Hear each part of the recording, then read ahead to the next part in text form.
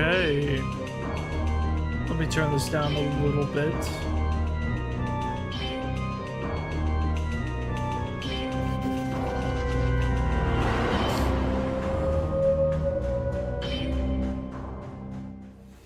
Okay, there we go.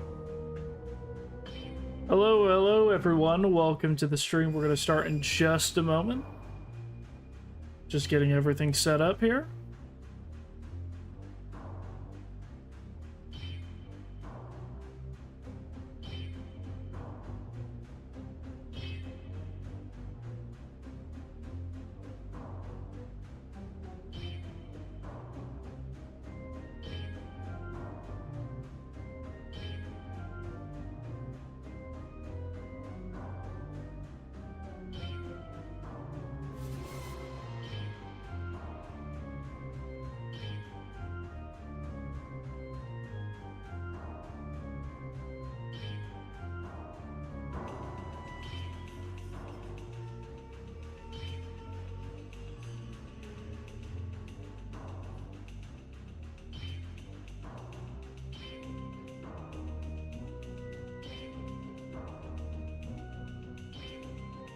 Okay, hold on.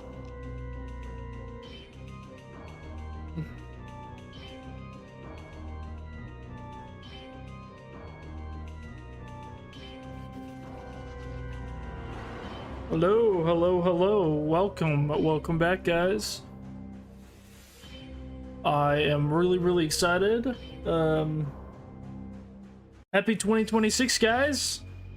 It is crazy to be able to say that it is indeed the new year. Hope you guys have been enjoying yourself. Hold on. Yeah, let me put this over here, close this out.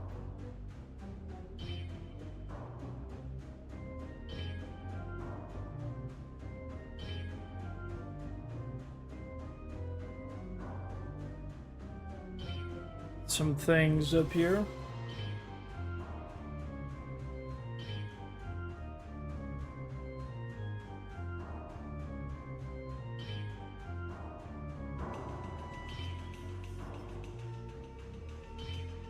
Make sure that we're okay, we're good.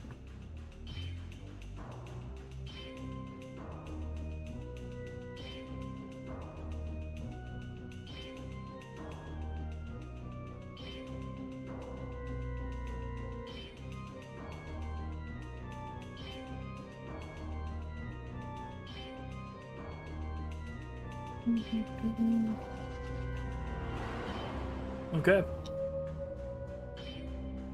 So I did do a little bit of work off screen over the last day or so.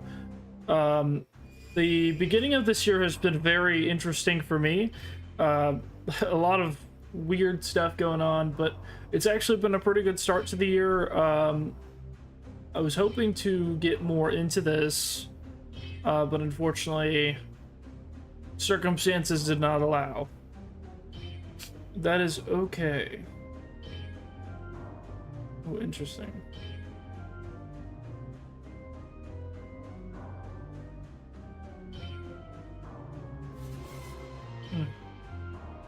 Okay. Probably what would be better for this.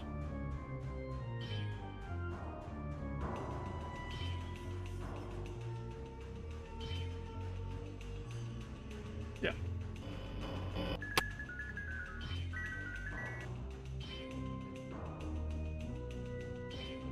Okay, alright, hold on, guys, hold on.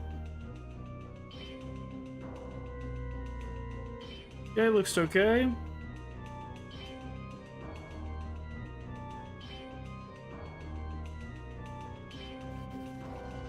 Let's change the song here. Not that one. Let's do... What's a good one that's like...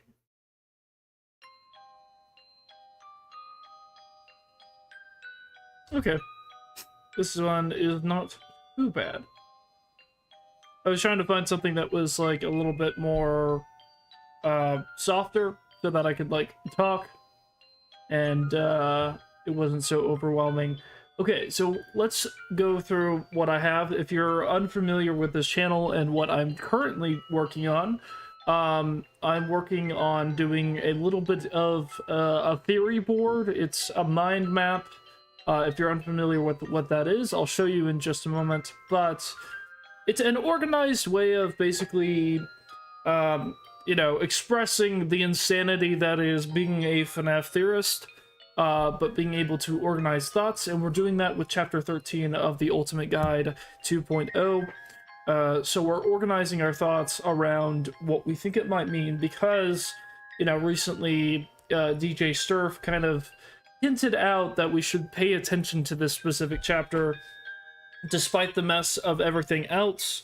The multiple editors that and creatives that had their hands on the Ultimate Guide, no matter what you think about it, there was a lot of like mistakes and errors that were unfortunate that kind of occurred due to conflicts and stuff. But Chapter 13 seems to be something that specifically was designed to like tease out future projects. So that's what we're gonna look at. Should we do the deeper version of Off the Wagon? I'm curious, because I do like it. Maybe.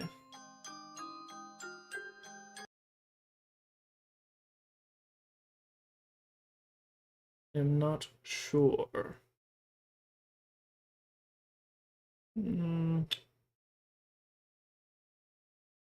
I do like Artemis Sonic Collision Course, but that one's a little bit more chaotic.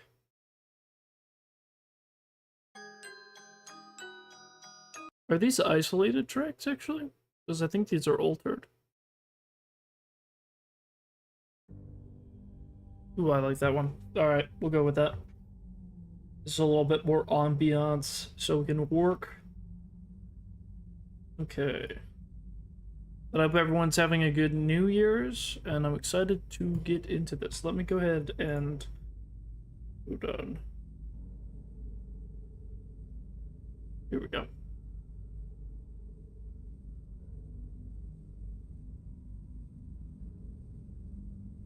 Ooh, pop you out here. That way I don't have to look at you.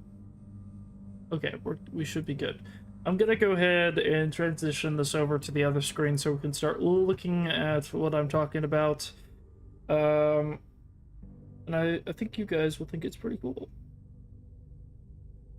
Okay, let's go over to this one. Alright, so this is the mind map that we've been working on. I'll show you guys a little bit about how it works if you are unfamiliar or returning, you know. Either way, it's a good reminder. So this is a mind map. It's basically this is my insanity board here. This is where I put all my ramblings, you know, about the FNAF Funny Bear game, you know. No, but this is a good way of organizing thoughts. So Chapter 13 has its own section. This is the one we've been reviewing, and oh my goodness, we've been filling it up pretty quickly. So I have it kind of broken up into sections here. So I have like analysis screenshots. These are the screenshots of the gameplay that we got in the Ultimate Guide. We've got the sections. These are going section by section. We're doing breaking it down little bit by little bit with each section. Theories, not too many. I'm trying to get everything down before I go buck wild on everything. And then references, we have a few interesting things that I have like connected out to different parts of the franchise. That's going to help with theorizing. And then the major thing is we have analysis and story. And story has, we're mapping everything out for everything that's talked about. And there's a lot of like really interesting wordings with this, the way that it's like phrased with a lot of this stuff. So I'm kind of trying to get a lot of that. We have the return of the shadow figures, so that's pretty cool. Got some Princess Quest imagery there, as well as Fredbear has returned, which is pretty interesting. we're looking at some of the meta story stuff, but let's just go ahead and tab all of this out. That way that we can get a full picture of everything that we're looking at. So we've been going section by section. So for reference of what we are looking at, oh, have I not opened this up? No, it should be right here. Okay. So this is what we're looking at. Section 13 is a basically a collage of information surrounding, it's only these 4 pages, yeah. So 4 pages, all surrounding this thing called Chica's Secret Party, which was a fake, it's an ARG. So to explain a little bit about what that is, an alternate reality game is basically something that pretends itself to be something that exists within our world, but in reality is not, right? It's a fictional reality where it bleeds the lines between like it pretends it's a part of our history, right? So Scott's done this with Chica's Secret Party, claiming that it was a mini game that came out over 3 days back on his Scott's Games website back in 2016, right? It literally says right here, Chica's Secret Party was very nearly a secret game. It was only available online for a short time, 3 days, to be precise, on Scott's Games back in 2016. Now, if you actually look on the wikis like it tells you to, you'll find this game doesn't actually exist. It's an ARG. It's a fake game that is meant to tease things to come, but there's, I think, a specific reason for why it's being presented the way that it is. And I think it's really interesting. So we've been kind of taking it section by section, and we did a little bit of like an hour-and-a-half stream, kind of going through it. I also saw that I think it was it Gibby? Was it Gibby Homestead who was doing a stream yesterday, or one of the FNAF tubers was doing a birthday stream where they were going through it, and I was like, I kind of sort of did that first, but not, it's not my birthday, so but happy birthday to them. I think it was Gibby Homestead, I think, but I love their content. I could always check, actually. Anyways, doesn't matter. I'm interested to see. I didn't watch their video because I wanted to kind of like reserve my own thoughts and opinions, without it being like, not necessarily tainted, but I just want to have my a clear view first of like what I think, and then like I can go in and see what other people kind of pick up too. So where we are, we've kind of gone through different sections of this. So we went through the beginning section, kind of looking at the meta story that's being kind of like portrayed around this, as well as the general structure. It's really interesting how detailed it is actually about this minigame. It gives us a lot. It basically is a game guide, right? Guiding you through it. Malachi Vayon, how are you doing? I am in the shower. Very good, very good. You were watching me ramble incessantly about Funny Bear game in the shower. Welcome. Do not trip and fall.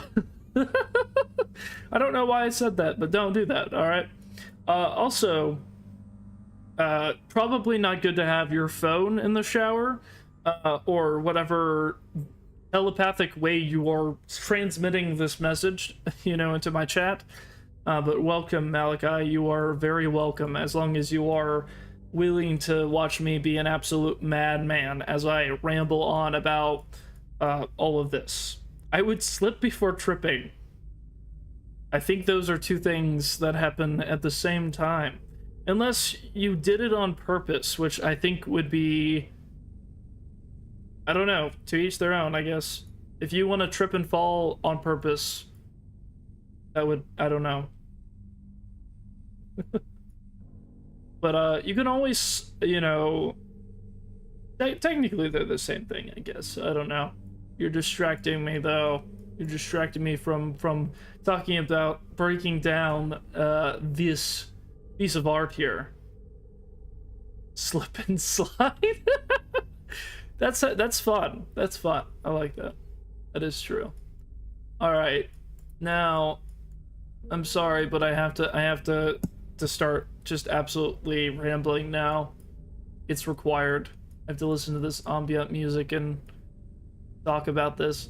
But yeah, so this is like each section of this is basically going through like different aspects of the mini game itself. It we were talking about this last time. The way that this phrases everything is kind of wild, because it's like, yeah, Chica's just going around saving, you know, babies from like drowning and like all of this weird kind of like imagery stuff that's like, why are you know, a bunch of children in this random house, you know? But it's kind of weird. But there's some interesting like parallels, I guess you could say, to some of the other stuff that we've seen. Whenever I stopped streaming, some of the things that I did these two sections, because I believe that I stopped, or maybe I just added this. I can't remember exactly where I stopped last stream, but I did add like a little bit of thought.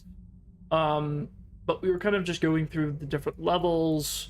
But one of the things that I thought was interesting, so the basement level, where... No, not the basement level, it's the living room level. This is the one where Chica enters the room, there's like babies that are like flickering in and out, like changing places as the lights are like going on and off. It says they like trip the breaker or something. But you get this motif again, once again, we've seen this in like other games and stuff, where the lights being like on and off are like associated with like different it's very heavily tied to like this world's version of like the supernatural, which I think is really interesting, because like you have mentions a lot with like the shadow creatures in here. Like it says right here, if I can find it, is this might not be the right one. Yeah, the circuit is blown and the lamps are flashing off and on. Each time the lights flash back on, the babies have moved into a different spot, leaving Chica confused. I would be very confused as well. Once you step into the living room, the timer flashes to 1:30 and begins a countdown. And yikes, one of the shadow figures just might catch Chica when she's not looking. So again, the shadow figures seem to be associated, which, you know, obviously makes sense, between like light and dark, right? That's kind of like a typical imagery. Shadows are kind of the place in between like light and dark, right? You know, being a darkness cast by light, which is interesting, like an abstraction. But one of the things that's interesting about this, that is why I'm rambling about this particularly, is because it reminds me of, in Secret of the Mimic, if you remember the part where Tiger Rock, the like weird like ghostly kind of like a plush animal that like comes to life and is like chasing you around in the dark, it has that same mechanic of you having the breaker be tripped and having the lights flash on and off, with the tiger plush or like the Tiger Rock being tied to like light and dark, right? And I think that's really interesting. I wonder too if that's like purposeful, if that's meant to invoke kind of that same feeling of like them kind of like shadows being obtuse, or not obtuse, but like adverse to light. I don't know. It's kind of interesting. I'm kind of struggling to get my thoughts to sound coherent, but we're getting somewhere. Don't worry about it. I was a little bit discouraged because I keep trying to put things in here, and unfortunately they sometimes just disappear, which is always very fun. I always love that when that happens. Okay, well done. All right. Yeah, so in this one that we were doing, so kind of have to recap this again. Chica walks into the living room. The babies have tripped the breaker.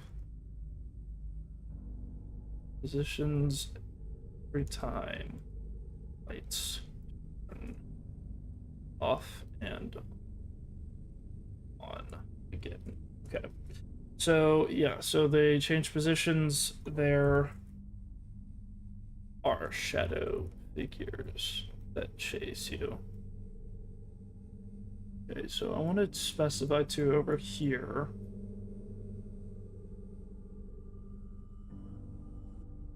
You need to follow one. There are two, one you stay away from. Yeah, so this is interesting. One in the living section.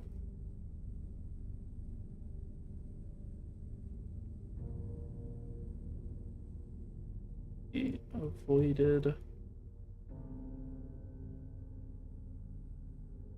To be avoided. Okay. I did it again. What the heck? Is it not saving us? Okay. Keep having to write this. This is so annoying. Let me guess. Is the other thing now freaking erased? No, it's good. Okay. Chica enters the living room.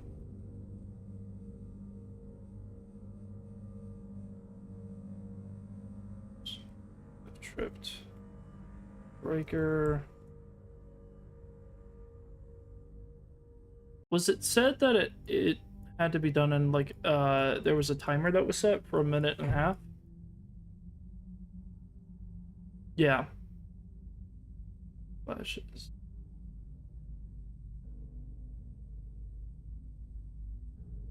Yeah, so oh wait, hold on, actually.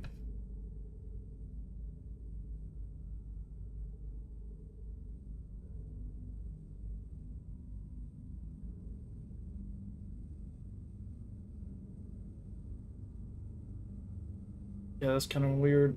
I'm interested to see like how that would actually play. Right, done.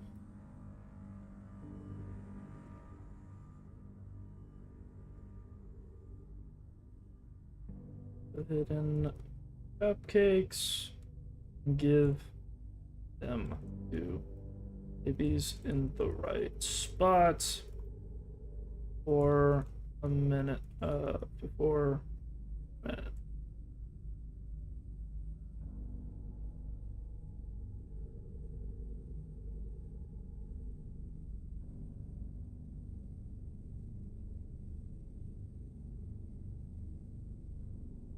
$1:30. I'm not really worried about English right now. As far as like being grammatically correct, I'm just trying to get my thoughts down. Okay, so before one of the shadow figures gets you.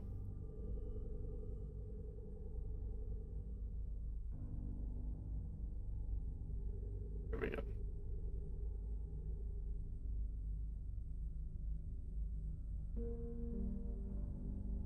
The shadow figures, and we'll talk about those. I have a lot of thoughts about the shadow figures because there's a lot of interesting information we're learning about them. But let's go ahead and move on. So we got through patient babies. Yeah, so we actually have a lot to go through. Dang, because we got basically 2 pages. Okay, so master bedroom.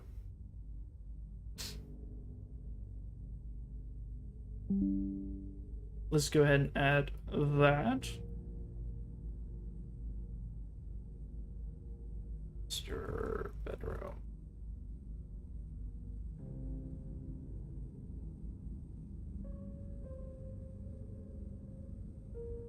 Oh, no, oh, no. Beautiful. Okay, master bedroom. Let's go and check this out. When Chica looks out the master bedroom window, she mysteriously sees Bonnie walking back and forth in the backyard. In the bedroom, there are two crying babies. One is on top of the bed, and another is in the closet, with cupcakes near nowhere to be seen. As Chica approaches the bed, she notices some pink frosting on the floor. Moving closer to inspect, a golden, fuzzy hand snaps out, nearly catching Chica by the leg. Chica hops out of the way just in time. Chica needs to figure out how to get the guarded cupcakes from under the bed without getting snatched up. Okay, interesting. A golden fuzzy hand. Sees Bonnie walking back and forth in the backyard. That's interesting. When Chica looks out the master bedroom window. Okay, so level...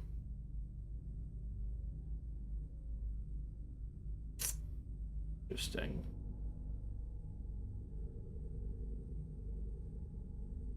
That definitely, like, gives me FNAF 4 vibes, for sure. Which is interesting. Mr.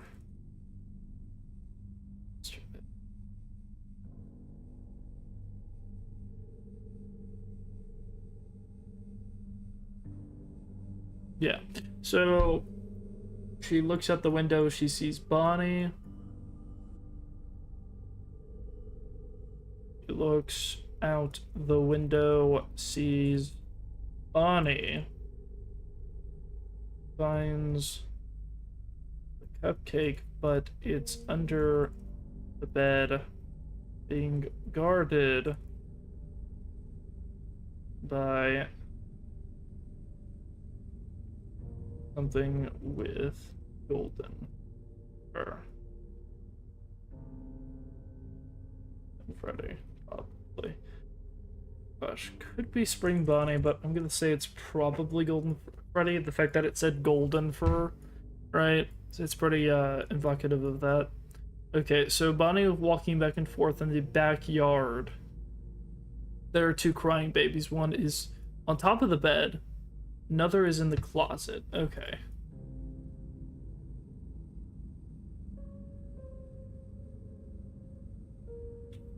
One baby is on the bed. While the other is in the closet. Interesting.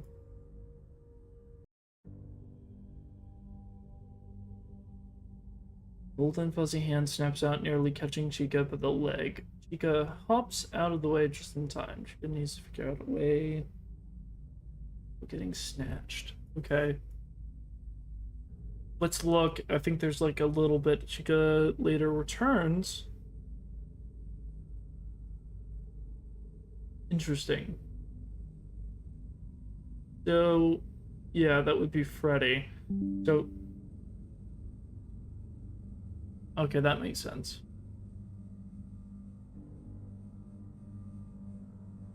Don't we give Freddy in Secret of the Mimic a hat to fix him in, or was that something else? Wasn't that a bow tie? I think, actually, now thinking about it, yeah, I don't think that was the same thing. Okay. Gosh.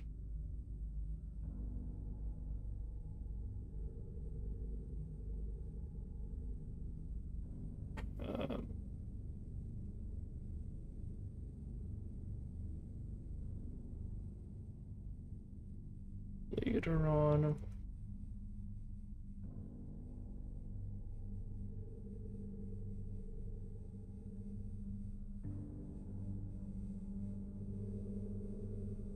Because we have that one. Okay.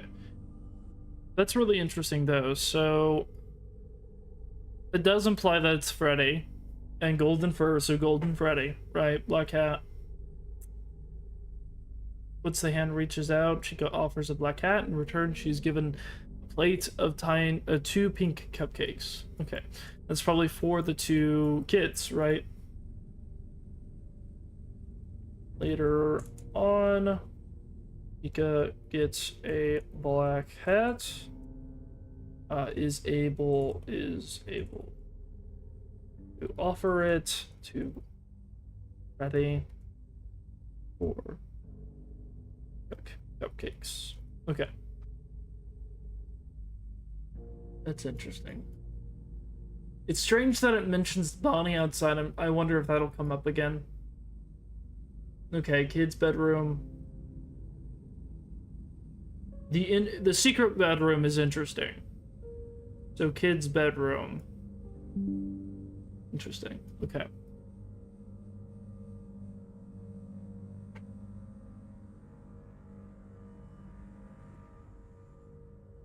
So master bedroom, kid's bedroom, secret room. Is it a secret bedroom though?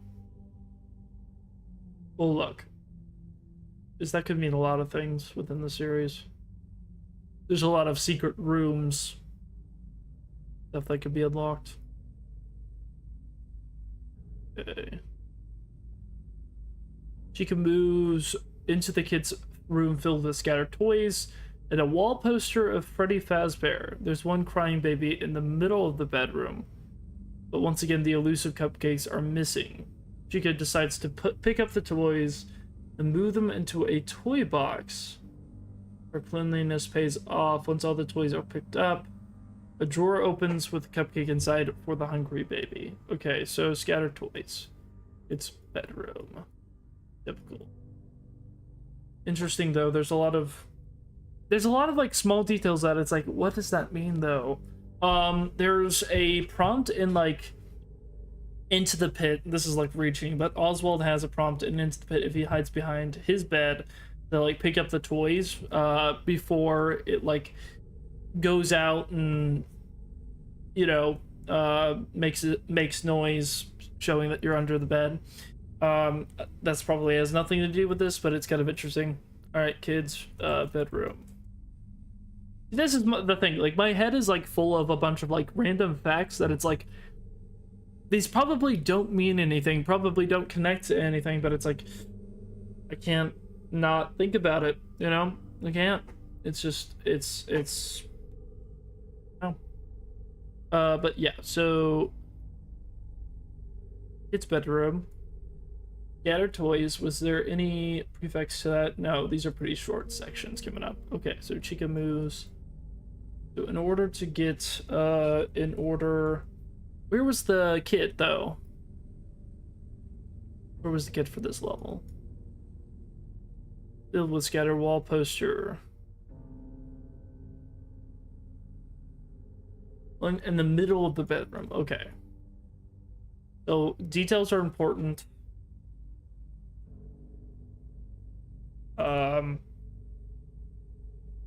There's a poster, a kid in the middle, and toys everywhere. Chica has to pick up the toys in order to get a cupcake.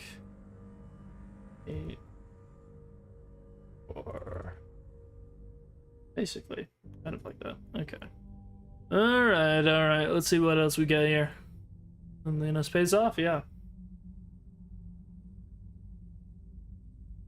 Okay, so let's keep moving. Secret room. Ooh. Cleared the 2 bedroom levels.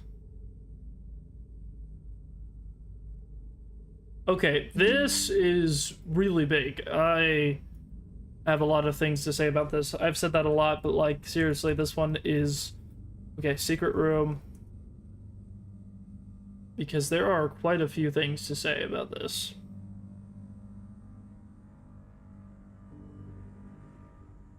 Okay, so the secret room. Unbeknownst to Chica, the secret room can only be unlocked after you have cleared the 2 bedroom levels. The secret room has an interesting and useful secret tool, one that can help her finish the game, an essential golden key. It's here that you'll catch a glimpse of a box that longtime fans will be familiar with. as well as a peek inside, which won't be spoiled here to those creative enough to find the way to it. Okay, so that, Scott, oh my gosh, what are you doing? So let's talk about this. All right, so secret room. Come on. Okay, so secret room can be unlocked once the first two bedrooms cleared. Doing this will, let's see. Will give you access inside the room is a golden key. And the FNAF 4 box, just straight up the FNAF 4 box, right? Like, okay, alright. What does that mean, Scott? What are you talking about? What are you doing? It's an interesting and useful secret tool, one that can help you finish the game, an essential golden key.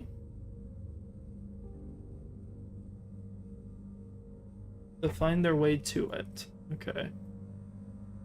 That tells me it's like out of this. Okay. Inside the room, a golden key and a glimpse of the FNAF 4 box. Look off. Save. Okay. Let's keep going. I don't want to dwell on that because I want to like get through it all, and then I want to talk. So I have things. I have things to talk about, guys. Can you believe it? Okay, hold on. I need like a better way of organizing this section.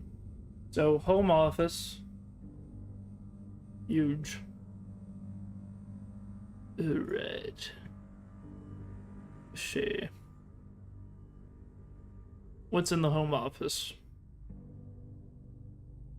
The home office is quite small, with only 2 crying babies and a strange gray man sitting at the desk. The obstacle is finding the undisclosed cupcakes. Chica looks around but doesn't see them. Aha, that is, until she discovers a locked mini safe. Chica must discover the 4-digit code in order to get to the cupcakes. Just chat, so Chica leaps to find the 4-digit code. Okay. Is it 4? I swear, if it's what's the code? 4625? Lose my mind. Okay, hold on. Right. In the home office is a gray man. 2 babies. Safe. It's a 4-digit code. The gray man doesn't speak. So, if you're unaware, this is a reference to FNAF World Update 2, I believe. Don't know if he appeared in Update 1. I don't know, but in FNAF World, you can go into, I believe it's a clock or like a windmill, and inside is a gray man sitting at a desk who says some very cryptic things. Some of them actually are quite interesting. So, long believed to be Henry. Which is interesting. Okay. Let's see, later on...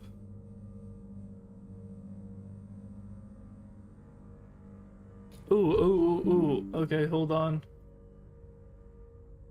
Later on.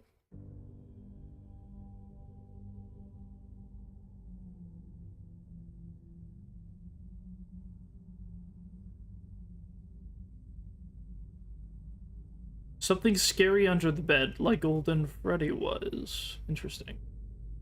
Later on, Chica retrieves the 4-digit code. Okay.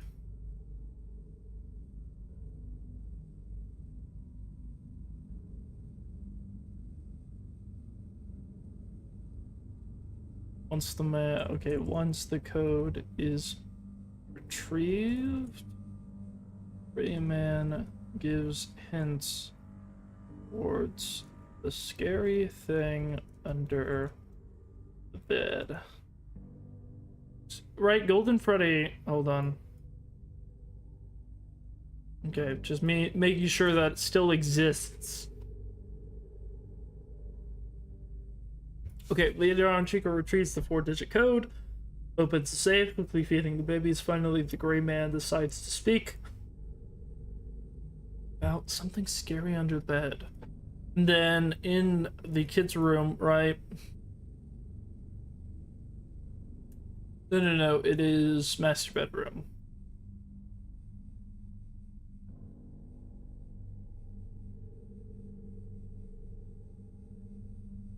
Under the bed, yeah. Okay, so that's connected to what's under the bed. Maybe that's how you get the hat. I don't know. So we're getting a complete understanding that there is like a greater connected story here.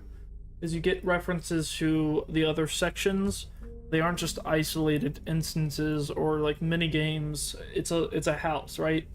And seemingly, the weird thing about this is like, I'm sure it matters how many, like, the babies and how many babies are in the room. It's very strange. It could have to do with like victims of the mimic, possibly. But it's interesting if the gray man is here because, like, ultimately the gray man has been more associated with Henry than anyone else. So for Henry to be in the home office, it would imply that this is Henry's house. Or potentially it's Edwin, right? This could be a retcon for what it's meant. Like, this could be a thing of like, because it's implied like the gray man created baby. So maybe it's implying like, hey, Edwin created baby, which would be crazy. Or potentially it's associated with the mimic. John was right all along. Okay, so we did, we're on the bathroom. Did I already, hold on, I think I did. Okay. The bathroom.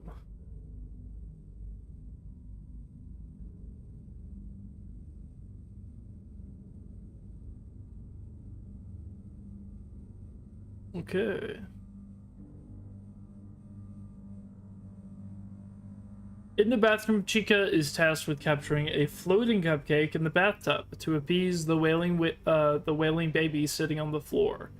Chica must take out all the floating duck toys in order to drain in the water from the tub so she can grab the cupcake to feed the impatient baby. Surprised, there's something else that is very significant at the bottom of the tub. That is very interesting.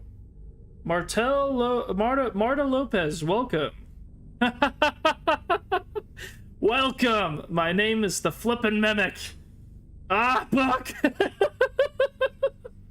That is my life, okay? That is like too real, right? I have been reading these books way too much. I am so brain rotted by these. Scott Cawthon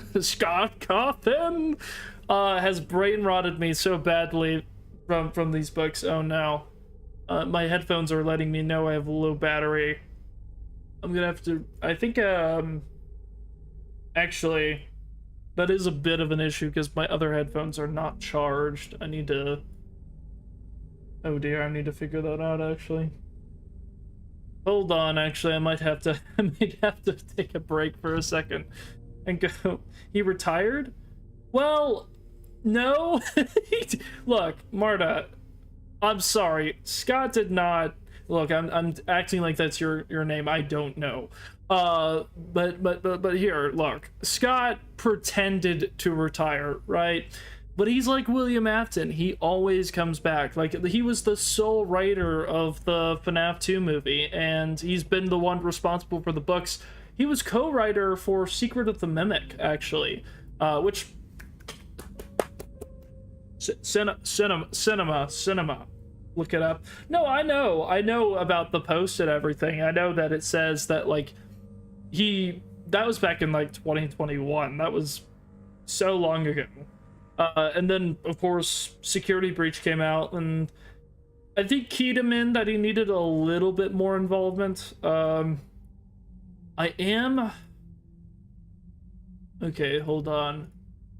1 second, actually. I do need to get take care of, like, my headphone situation, because it seems like the battery's gonna go out pretty soon. I'm a little bit unfortunate here. I'm going to mute myself real quick. We're gonna go to a transition screen. It'll be like 1 second, just so I can get these headphones.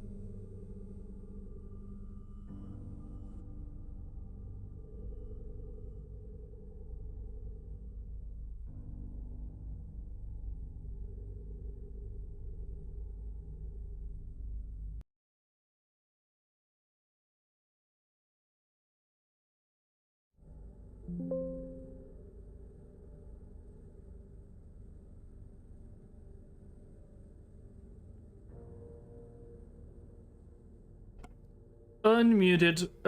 We're not really doing much anyways as far as like noise or music. I'm in an apartment, so like I'm always a little bit worried about noise, but I'm also a very noisy person, so just a blanket statement of apology for anyone who is here. I'm in your walls. Just immediately stealing the joke. I'm in your walls. An ad popped up. Do those, is that what happens? Do ads pop up? I apologize for the ad. I guess I'll see you whenever the ads are back, if they already are. I don't maybe maybe you're talking about the MCM logo. I don't know. Hold on 1 second though. Let me go ahead and readjust everything here. You can get money. Yes, yeah, thank you. Hey, thank you. Thank you for watching the ad. Thank you for, so I can get the money. Yes. I don't know, has Steelwool ever actually, this is like a random question, has Steelwool ever actually like sponsored someone to like play Secret of the Mimic? Or like any other titles or anything? Like, I don't think I've ever seen them do like a paid sponsorship per se. Maybe because they don't have to. I mean, everyone's got to play the games regardless. Yeah, I don't think they have to. I don't think their advertising department's a little strange, to be honest. I think that, like, I like the little teasers and stuff that they come out with, but I wish they advertised a little bit better, honestly. But moving on back to the freaking Mimic. Oh yeah. We're talking about chapter 13 of the Ultimate Guide 2.0, which is only relevant. I know a lot of people are like, it's the Ultimate Guide, why are you looking at this? The DJ Stirflight came out and said directly, like, this is important, guys. Like, you should look at this. So that's what we're doing. Okay, so we were on the bathroom. We were talking about there was something weird in the Jackie. You're killing me. Stop, please. I can't do any more. No more Jackie's box lines. I can't handle myself. Um, I'll throw it back. No, I'll start dancing. That would be hilarious. Yeah, I don't want to see that. So let's talk about what's in the bathroom, though, because this is a little weird. Also, Scott, just being a troll, just is like, hey, guess what? The FNAF 4 box is in, like, a secret room, and we're only going to tell you about it vaguely in, like, a mini game that I definitely released all the way back in 2016 that you just magically forgot about. That definitely not, like, some sort of strange ARG that I really don't know what he's gonna do with later on. So we're on the bathroom. We're kind of mapping things out here. Doing a little bit of a theorizing insanity board here.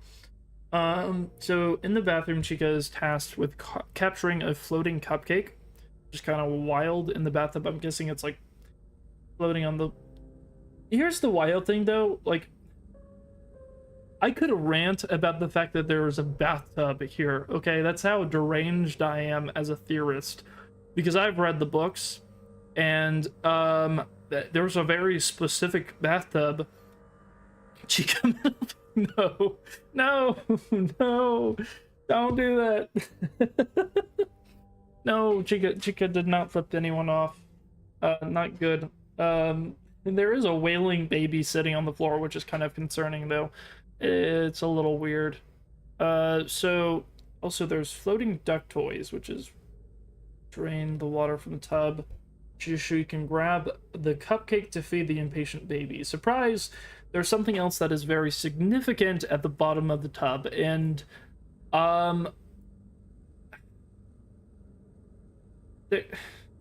there's something I could talk about with this. I'm staving off all my, like, ranting theories because I want to just get through the different sections and then have, like, complete look into it. Onto Freddy's head. Yeah. That is crazy. That is actually crazy. Hold on. Okay. This code is retrieved. The Grandman gives hints towards scary thing under the bed, which is apparently Golden Freddy. Based on the continuity of the game, the scary thing under the bed would be Golden Freddy, which is kind of interesting. Okay, let's actually do work here. 1 second. Sorry, I got kind of thrown off by the fact that I had to, like, switch over headphones and stuff, and it woke up my brain.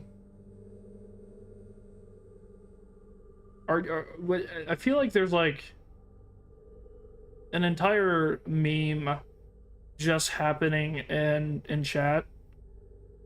And I feel like there's, like, visuals for this, too, that I'm not seeing, and I don't know if I want to see. Like, I feel like this is, like, an animated short waiting to happen. We need to get a Coda animation on this immediately. Hold on, guys. Okay, so bathroom, screaming child, screaming baby on the floor. Chica has to drain the water. Get the cupcake. There's a strange mystery item.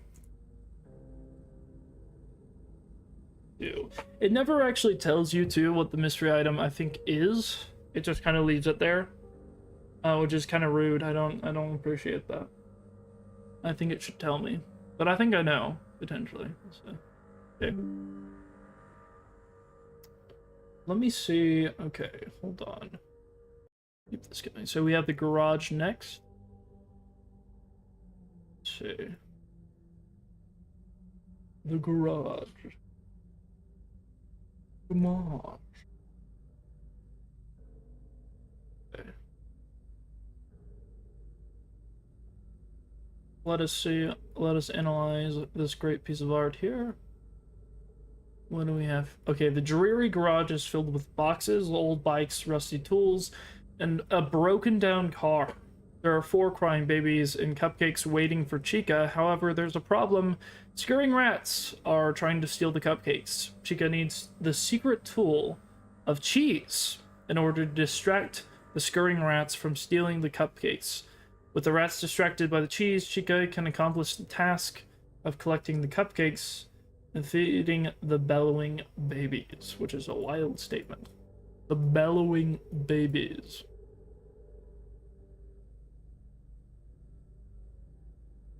Why the crying child? Why is the crying child crying? I don't get it.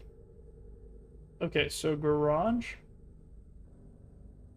So in the garage, Chica is finds, what was it, four babies in the garage. Listen, no. Listen, I've done my time. I've listened to Jackie's box. I know the pain. You don't have to remind me. Not doing it though. You can't make me. Please. So it's filled with old boxes. I'm gonna end stream right now. Bye guys. No, I'm joking.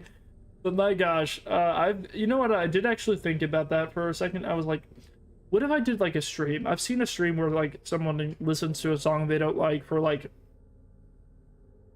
24 hours. I don't think I can do that. I think my brain would explode, and due to Jackie's secret canon, which is canon in of itself. All right. So she uses cheese to... Okay, so there's boxes, old bikes, rusty tools, and a broken down car. Another ad. Oh no. Whatever will we do? Okay, so hold on. Are they running that frequently though, for real? That's actually kind of annoying. See, I don't know. I don't decide when they go. I just have like the...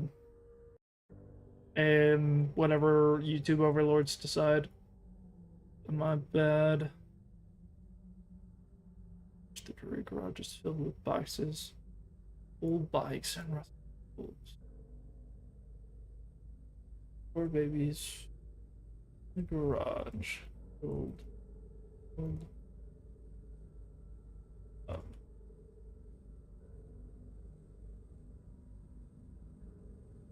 Bikes. Rusty.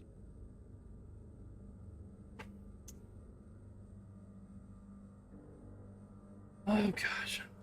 Set everything up here. Okay. Secret. And a broken down car. That's kind of it. I don't know if that has any... Why does this happen? I don't understand. Mind Meister, why do you do this to me? Chica finds 4 babies in the garage.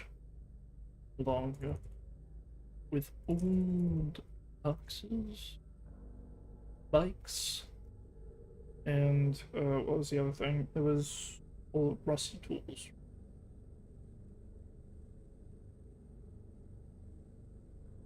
And a broken down car.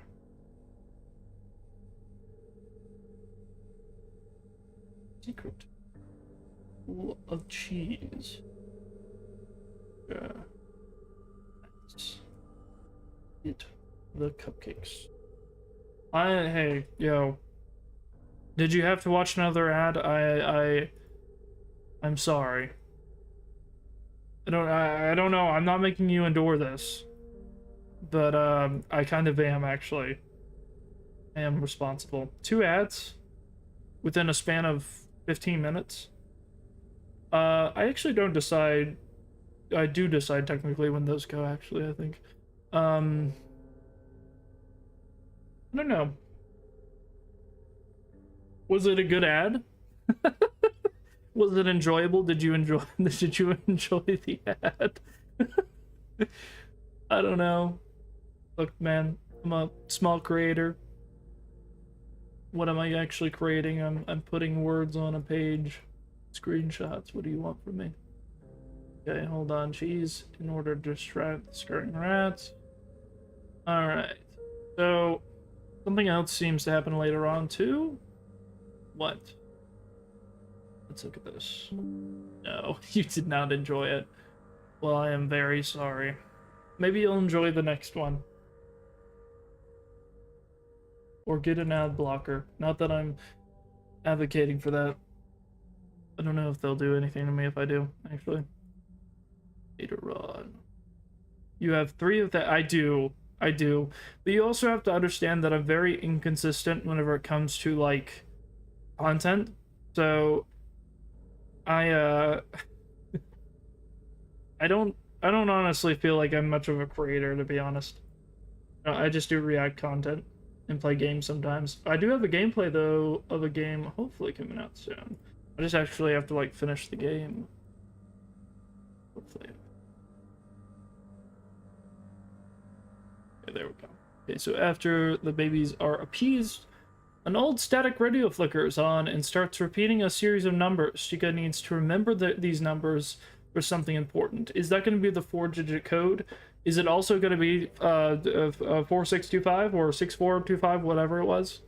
Is the secret Fiona code? Is that what it's going to be? Tell me, please. Okay, so that's pretty important, I think. All right. So, later on, radio flickers on and repeats a series of numbers. Need number. Okay. Let's see, let's look on here. The babies are peas, an old static radio flickers on. Interesting, for something important. Okay, let's see what happens. So, the attic. We only have 2 more sections before we can really dive into more of the specific stuff that I want to get into. Oh, hey, bye. No, hey, seriously, thank you for coming in.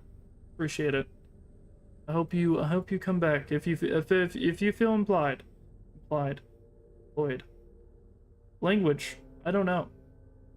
If you want to come back, you can. That's what I'm trying to say. All right.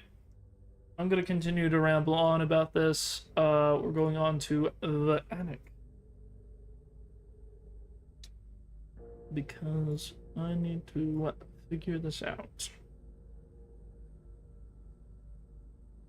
This is a pretty big section, seemingly. See. Okay, Chica realizes she needs the golden key in order to enter the final level. The attic is the grand finale, with 10 hidden hungry babies and 20 cupcakes, in a mass storage box and old trunks. 1 cupcake is not enough for each baby, and the additional challenge is that the boxes and trunks will move and shift like a moving maze. Chica has 3 minutes, has a difficult time finding where she's been or where she is going, all the while trying to beat the 3-minute clock. Watch out for those shadow figures, they pop up in the most unfortunate times. Power up or 2 for these levels in order to finish under 3 minutes. Okay, so this is the grand finale. She needs to go to the attic. Interesting. Okay. The attic. The grand finale. Grand finale is the attic. There are 10 babies, 20 cupcakes in 3 minutes. 3 minutes you have to complete. It's a using maze that must be navigated, avoiding the shadow. Okay. Make sure it exists still, and then that's interesting. We'll look at that in just a moment, but let me go ahead and just finish this off. the finish. Cha cha cha cha cha. Yeah. Interesting. Okay.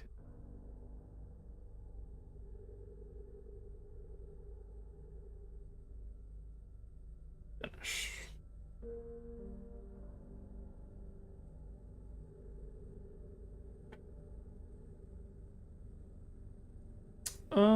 This is the final section, and then we'll go back to inducement analysis. Okay, cha cha cha. Chica wins the game by feeding all the babies with sweet cupcakes. Her secret party is over, and she's pacified all her guests and managed to elude the shadow figures, who have thankfully vanished just as stealthily as they appeared. Suddenly, music blasts through the house, and confetti around her. All her invited guests, Fredbear, Grayman, Bonnie, and Golden Freddy, move through the halls dancing. Chica decides to join the dance train throughout the house. After all, the party doesn't have to end. Interesting. So we now get it revealed who the guests actually were. The people invited into it. Which is interesting. So let's see. You need to follow these unwanted. So invited guests. The invited guests are Fredbear, Rayman, Bonnie, and Golden Freddy. Interesting. I don't know if it mentions anyone else, actually.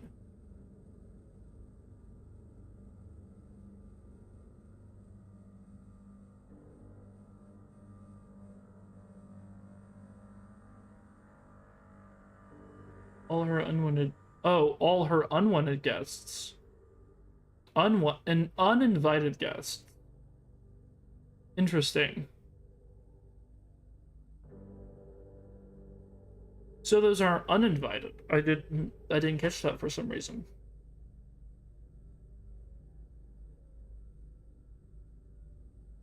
I don't know why it didn't, but that's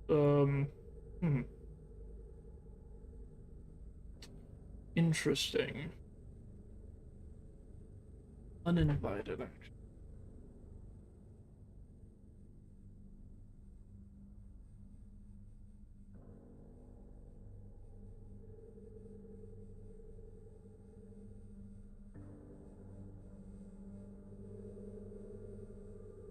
So,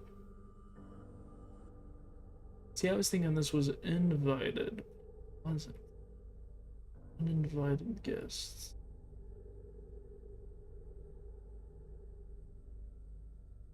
Uninvited. Uninvited guests are Fredbear, Rayman, Bonnie, and Golden Freddy. Interesting. So Grayman worries, seems to say there's something scary under the bed. The main antagonists, though, seem to remain to be the shadow figures, who seem to disappear as soon as they come in, just as stealthily. And we get some interesting dialogue about them in particular. Here, let's go ahead and just wide shot this to see the absolute monstrosity of the thing that we have created. I don't think this can actually be seen in full view because it is much too much. Yeah, literally I cannot. But you can do this, which is kind of nice. Yeah, there's like a picture with it. Okay. A lot of information. There we go. Okay, this is kind of what I was looking for. Yeah, so here's our kind of like our little bit of a logic tree here. There's a lot of interesting little tidbits here. Okay. Let's zoom in. And let's look at what we have. Okay, so Chica's throwing a party. She needs to feed them cupcakes. This is a mirror of Chica's party world, right? Um, let me go ahead and just screenshot this real quick so that I can make this go in references. So, let's see, why is security just there? Maybe that was important.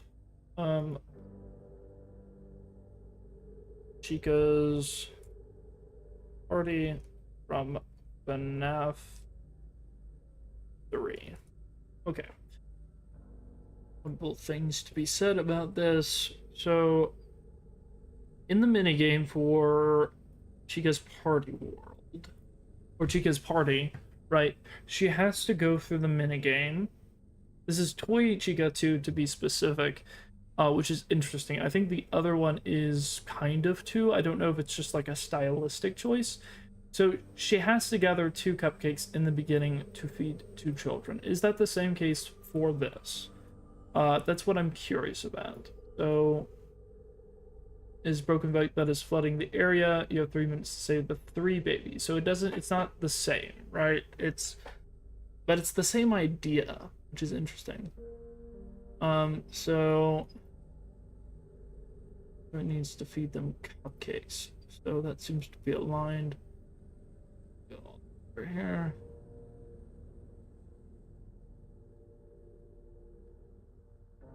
So that's connected to Chica's party and FNAF. Which, the unwanted guests, I have a lot to say about this. The shadow figures, right?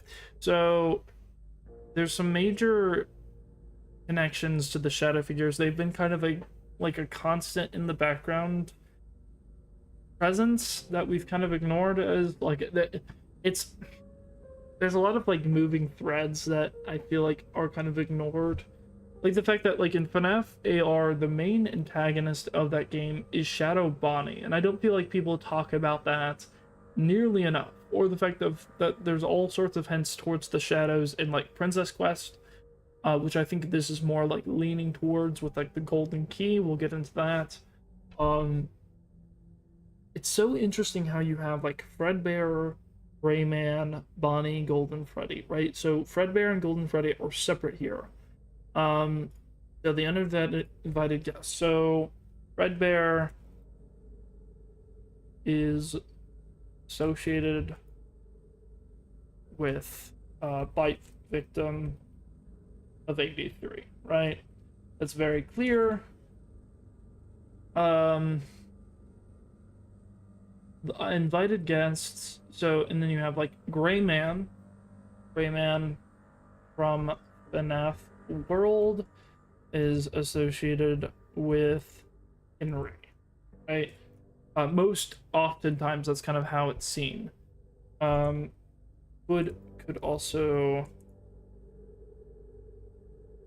Could be Edwin, because you could recontextualize baby to be talking about like the mimic, right? Something that like killed him.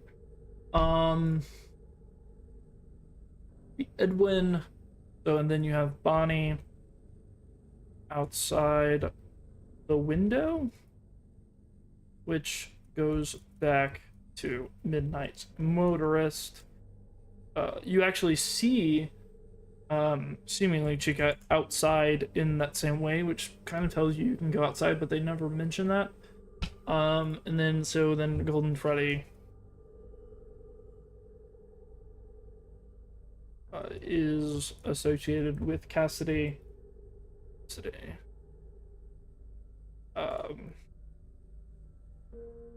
Yeah, right. Golden Freddy and Fredbear seem to be very, very much like linked or connected in some way. That's never been like super clear how, but it is interesting.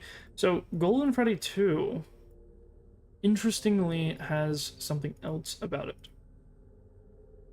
that I think is worth talking about.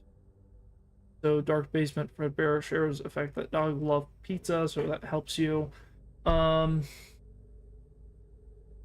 They also like make a little conda line, which is kind of funny. And basically the party doesn't have to stop, and seemingly something happens. You also have this whole element of like the the babies, feeding the babies cupcakes kind of like gives you power-ups, because it's like uh transferring their sorrow to joy feeds your life force, which is interesting. Which is very interesting, actually. So I want to talk about too the fact that like this very clearly seems to be the the FNAF um whorehouse, but also the Edwin Mansion, right? Like very clearly. Very strange.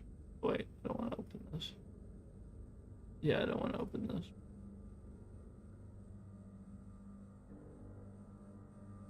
I don't know. It's a lot to process. Because this very clearly looks to be that.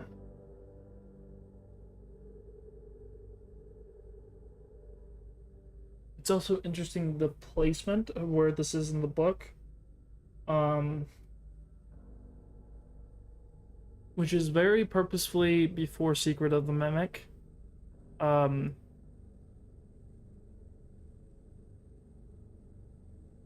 which is interesting. What are we theorizing about? Well, we just finished kind of gathering everything in talking about chapter 13 of the Ultimate Guide 2.0. If you're unaware of what that is, basically it's a strange little Scott thing that he's doing. So he's teasing out future projects by gaslighting you into thinking that back in 2016 there was a mini game that he released on Scott's Games called Chica's Secret Party. It's basically an ARG. If you're not like if you're familiar with what that is, which is basically like it's an alternate reality game where it's a game that like pretends that it's real, right? It's a fictitious like sort of like it's a fictional reality, right? I don't know how else to describe it except for it's like you go on you watch like a YouTube series and they're like, this game came out, Nintendo released this haunted game, right? But Nintendo never actually made that game. It's a fictitious history, right? That's what Scott's doing right now with this, which is 4 pages in the Ultimate Guide 2.0 that basically go through this completely fictitious mini game that never released, but he's claiming released back in 2016. And we're having fun just like theorizing because there's a lot of interesting connections, and we're kind of going a little bit insane, mapping everything out, talking about what's happening on all the levels, how it might connect to like different references and stuff. We're not too far into that. Isn't Leon Riskin teasing stuff too? Yes, actually. And I love the stuff that he's teasing out, and it seems very much connected to this in some ways. With that, it's kind of weird because it's like there's so much stuff there. And interestingly enough, too, it's the 13th chapter. And guess what? The next game would be the 13th game, right? And Leon Riskin is seemingly teasing out for the 13th game. I don't know if that's going to be like a big DLC for Secret of the Mimic, or if it's going to be the project that Scott Cawthon talked about in his interview over the 10th anniversary, where he mentioned a game that he was playtesting that wasn't Secret of the Mimic or any of the other games being announced that he was very, very excited about. So it seems potentially related to this, but there are a lot of references in this game. So to show you like a little bit more of a clearer, less cramped version, this is what it actually looks like. So this is this is my Kindle. This is actually what it looks like, the digital version of it. So there's 4 pages. It kind of goes through the entire minigame. It leaves some details out. kind of, but there's like some references that are really interesting considering context. Like it just directly tells you that this mini game will show you what's in the FNAF 4 box. Like legitimately it tells you in the secret room, it says it's here that you'll also catch a glimpse of a box that longtime fans will be familiar with, as well as a peek inside, which won't be spoiled here to those creative enough to find their way into it. Which basically means that Scott Cawthon might just be a big fat liar. Like, he might just have lied to us. I don't know. I don't know. It would be so weird for him to go on this interview from, like, you know, that was back in like 2023, I think, or like 2024, last year.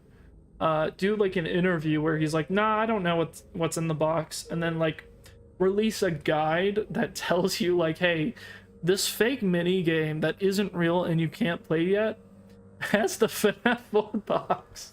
Just gonna be out on a limb because I have basically no evidence, but I think the next DLC or game might be Chica's Party World game. That would be really cool. The thing that I'm curious about, and I don't know what you think about this, I don't know if the next game is going to be set necessarily back in the past again, or if this is going to be a continuation of like this security breach storyline.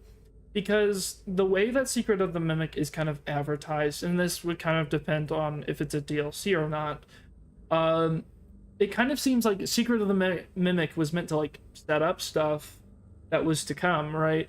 So it's like you have to look to the past to understand the future. It wouldn't make sense to me. Like, I would love it if we got like another game that's like set in like that retro aesthetic, because I really love what they did with Secret of the Mimic. But I don't know if it would make sense if for them to like go back in the past again, unless it's like a sort of smaller title, potentially like a little offshoot like Into the Pit or something, and then which, I mean, in of itself wasn't like a small game, but maybe like a side project being developed by a different studio is what I mean. But I don't know. It's we're getting a lot of interesting pieces here, and I am sounding more and more like an insane person as I keep going as I keep going through this. Look at this. I don't know what I'm doing. Oh man. So yeah, this is a little bit of a project that I've been cooking up. This is like called a mind map. It's a way of being able to like visually just store information and like connect things together. It's pretty fun. Honestly, I'm not sure where it would be in the timeline. It could be smack dab in the middle rather than the past or present of the timeline. What answers do we need?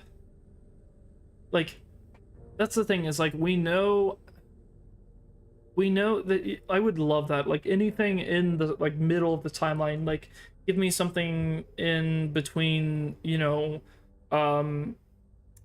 FNAF 1 and FNAF 3. I would die. Like I would love that. But like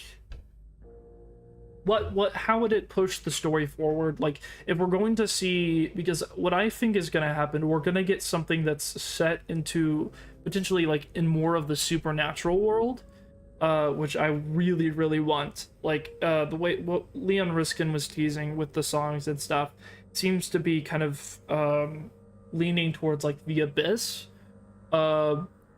which is like one of my favorite concepts in Five Nights at Freddy's. So I'm like really stoked for hopefully getting more like Princess Quest type stuff that's kind of set in this like other kind of spirit-filled reality, where we could potentially get like memories or, you know, other glimpses into the past without it being set in the past. Yeah, well, I mean, Secret of the Mimic kind of was the Fredbear game, I feel like, but that would still be cool. I would love like a dedicated Fredbear game. That would be really cool. Well, the one thing that's kind of weird is like Fredbear actually appears in this mini game, and we're kind of trying to figure it out, because there's a lot of crazy references here. So the whole setup of this minigame is that Chica is throwing a secret party where there's a bunch of crying babies throughout the house that Chica needs to feed cupcakes to. So it's Chica's party, right?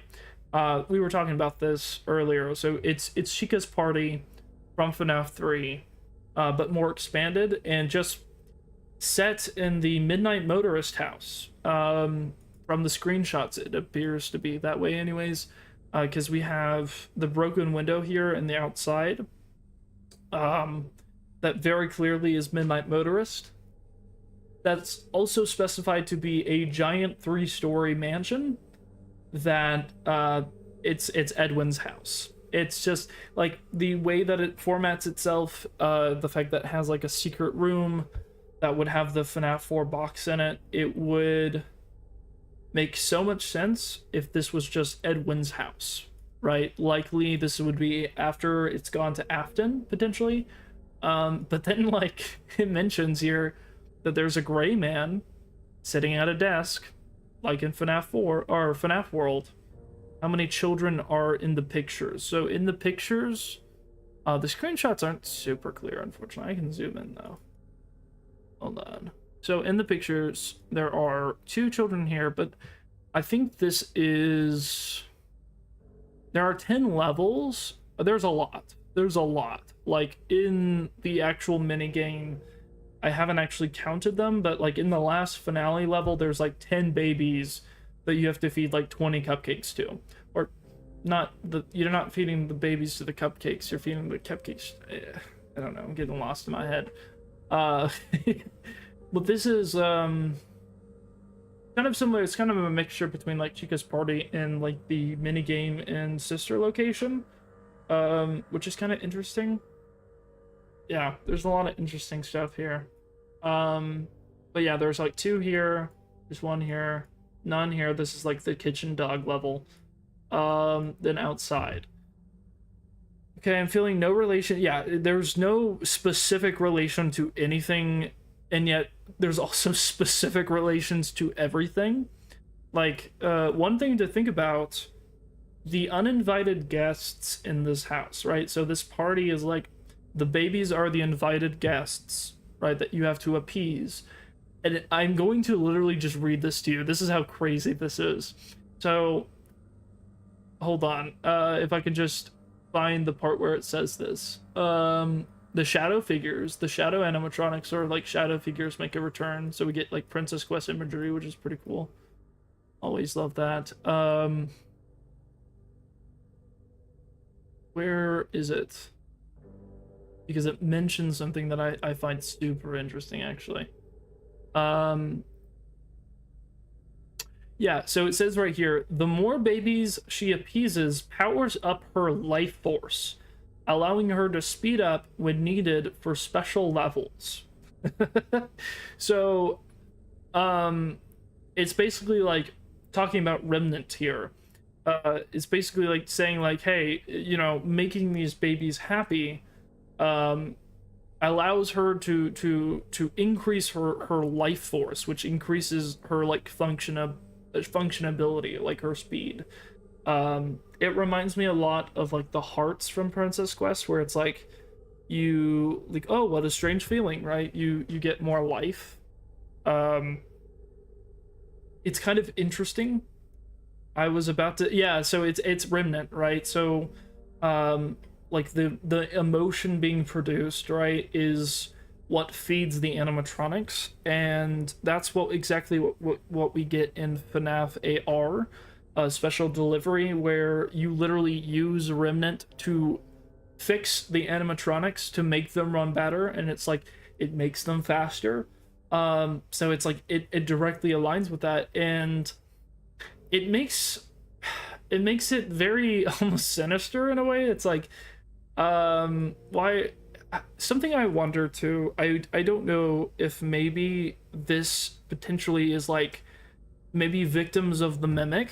If this is Edwin's mansion, it could be like these are all of the people, like the babies are like representative of like the souls of all the people, because that was like a big thing with like I'm thinking like Moon.exe, where it's very clear that like there's a lot of souls being trapped in this place, that are like in pain or like are trapped for some reason, seemingly by the mimic, which is interesting. Do you think it's a metaphor for killing them, or is it another way of acquiring remnant or powering the existing remnant? Oh, yeah, that's what I'm wondering too. And with Chica's party, right? So like the whole meaning of Chica's party is you give, I believe there are only, I'm trying to think, because there are like there's a bunch of levels or something, because you have to like,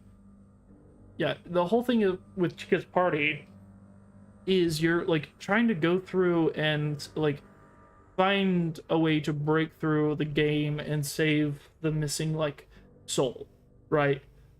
You're freeing the souls. Oh, thank you. Yeah, thank you. I appreciate that. I oftentimes doubt whether any of my rambling is actually interesting at all to anyone.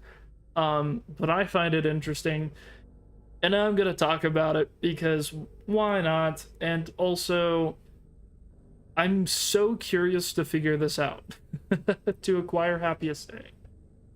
Yeah, and also, I know it's kind of like confusing because I would definitely suggest screenshotting. If you are able to, screenshotting these pages, like pausing and screenshotting, just so you can like have them if you're interested in this, because it is like a full, complete description of the minigame, and it is really interesting. At the end, it's really funny. Chica just ends up joining a conga line.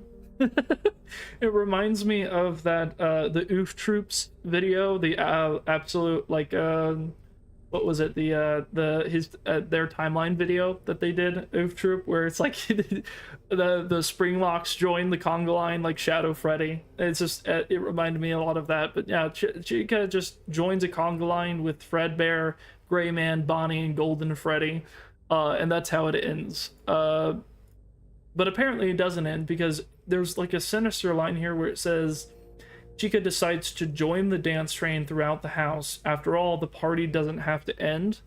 And it reminds me of like back when Security Breach was coming out and they were doing Freddy on tour, right? The whole song is about like how like the song doesn't have like will never end. It just goes on and on and on, right? So it kind of reminds me of that in a way. Also, there was that weird line in what was it? Escape the Pizzaplex. This is like such a, this is, oh my gosh, this is where my brain goes. Releasing event like Happiest Day. It could be like releasing the souls of like what I'm kind of thinking, because like I'm thinking in this terms of like, okay, is this Edwin's house?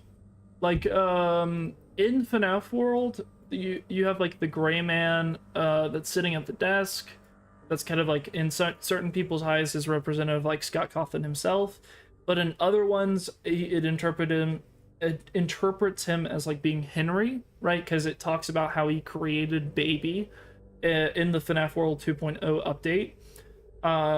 Except this could be Edwin, actually, and you could retcon the FNAF World sentiment to be about the Mimic, right?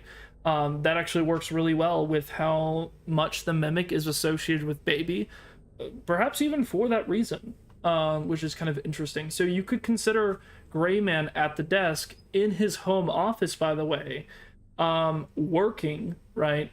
Being associated with potentially Edwin, which would be interesting. And you could be kind of thinking of this as like maybe this is like all the souls that are maybe still around, that are kind of like trying to find peace.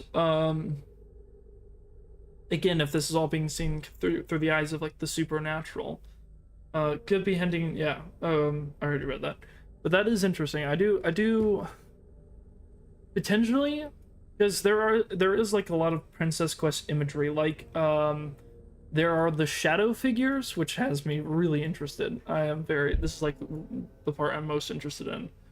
The only soul that I could feel like are actually haunting MCM are Edwin, David, and the other technicians that were sent in for the mimic blueprints. Yes, and I completely agree with that. Two, though, you also have to think, right? At this point, there's another element to it that makes it a little bit more complicated. The fact that Edwin just had to do it. He just had to create recycling, man. He had to go and create recycling. You know, that was his big mistake. Like, it wasn't the fact that he was a neglectful father. It wasn't the fact that Edwin Murray, you know, didn't put away his work and is very much a Henry parallel in that way. Nope, it's the fact he created recycling. That was his big downfall, because he invited, basically, like, it depends too on how you kind of view it, too. Like, the way that I kind of took the whole recycling bit, was that they're getting stuff from outside and bringing it in and buying out, like, junk to recycle, rather than it being like you're creating a system that's like almost perpetually creating and destroying. Like, I don't think it's a thing of like old suits are being destroyed, but I think that could be an element of it. I don't think you could create as much waste as they need for that, though. The reason I mention that, though, is bringing in old items from outside into your factory is like a good way of just bringing in a lot of haunted material, right? Yeah, no, yeah, that is exactly what it is. It is literally Edwin created the perfect hotspot. Like, look, why do you think Afton created his bunker underneath Edwin's house? First of all, Edwin already built the bunker. Sister Location was already pretty much built, the foundations of, because of the R&D department. That was the start of what would be Afton's Sister Location bunker, right? For the fun times.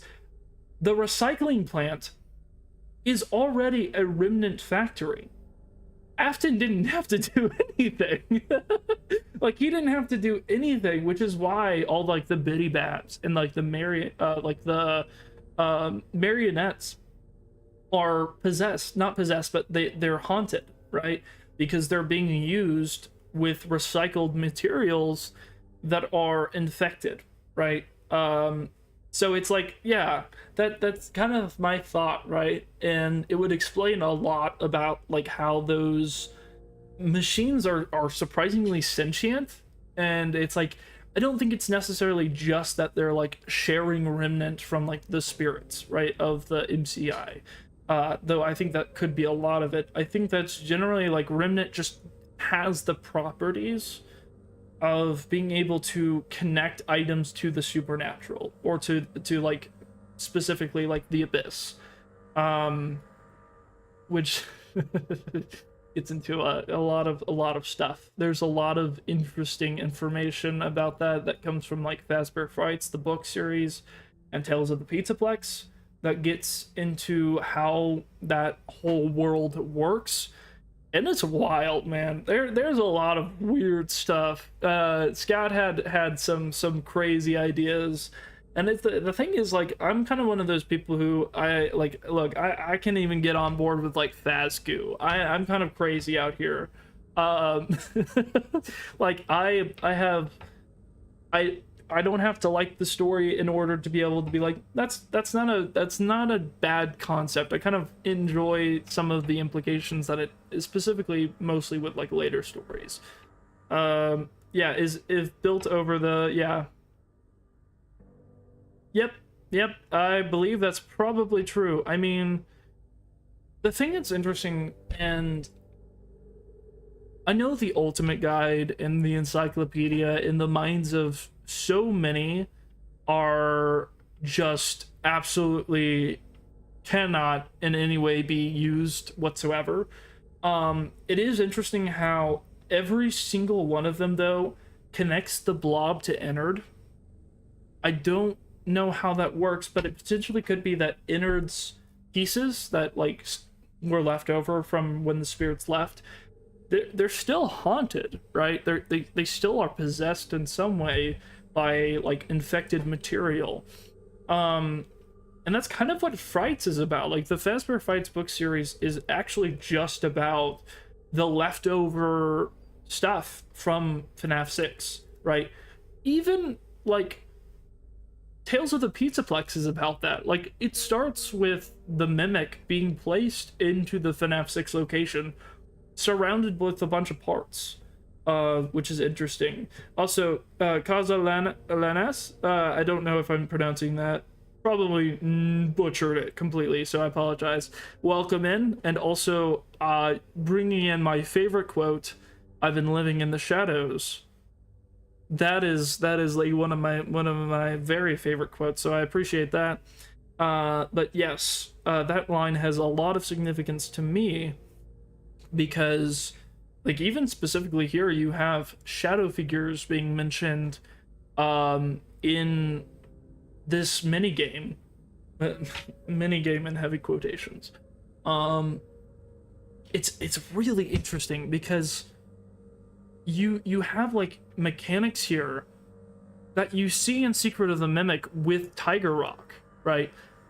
Specifically in, and I was talking about this earlier, with in the living room section.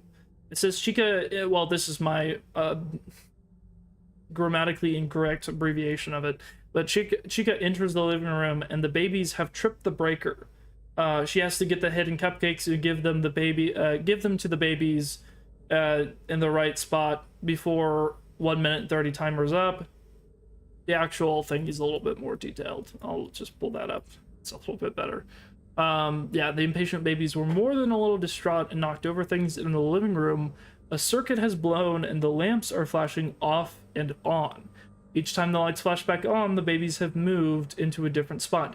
It is literally the mechanic from Tiger Rock in the dark basement that you go through in The Secret of the Mimic, right?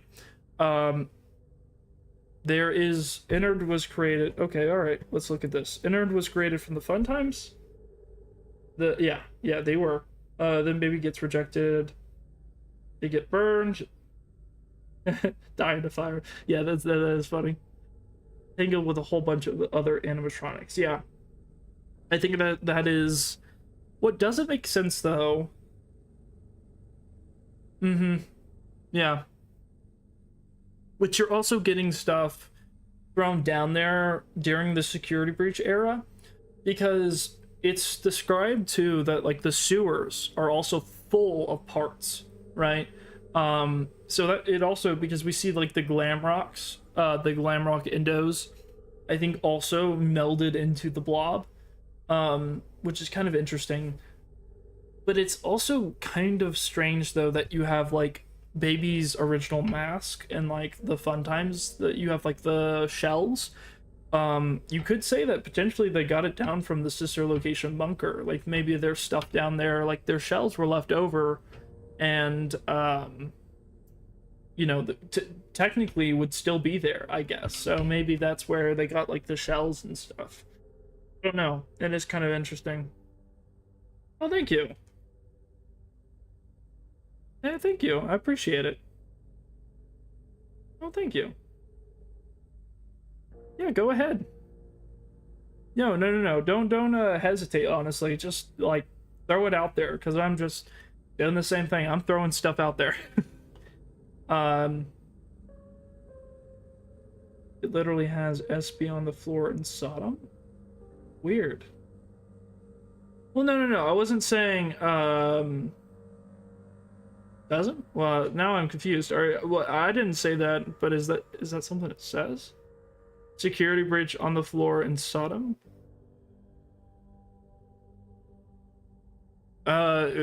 Explain more. If that's something that I interesting. So, I'm a firm believer that the FNAF 6 fire did absolutely nothing except releasing Afton and melting the other animatronics together. If you read Fazbear Fights, the book series, you know that that is pretty much completely true. Like, it pretty much didn't do anything except, yeah, meld all the animatronics and release Afton. Though technically it wasn't really Afton's fault. Technically the vengeful spirit was the one who basically resulted in and led to this escape of Afton. Potentially not of their own accord, though I believe they would not think that. The vengeful spirit is an interesting case when reading Frights. You didn't mean that, but the writing graffiti, I didn't mean anything. Oh, interesting. No. I just wanted to make sure. I didn't know if it was like something I said or if it was something you noticed, because that is interesting. That might be like a little Easter egg. I don't know. That is cool though. Yeah. Huh.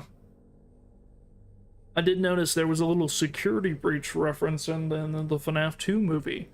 There was a screen that said security breach on it, and I was like, I got that reference.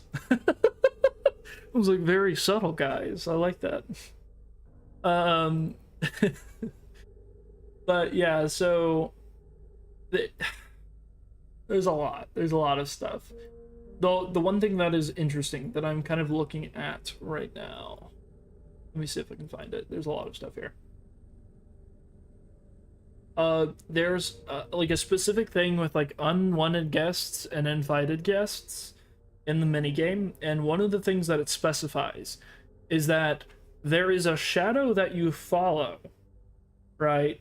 And there's a shadow that you don't, and the shadow that you follow leads you to the man behind the shadow, and the other one leads to a bad ending.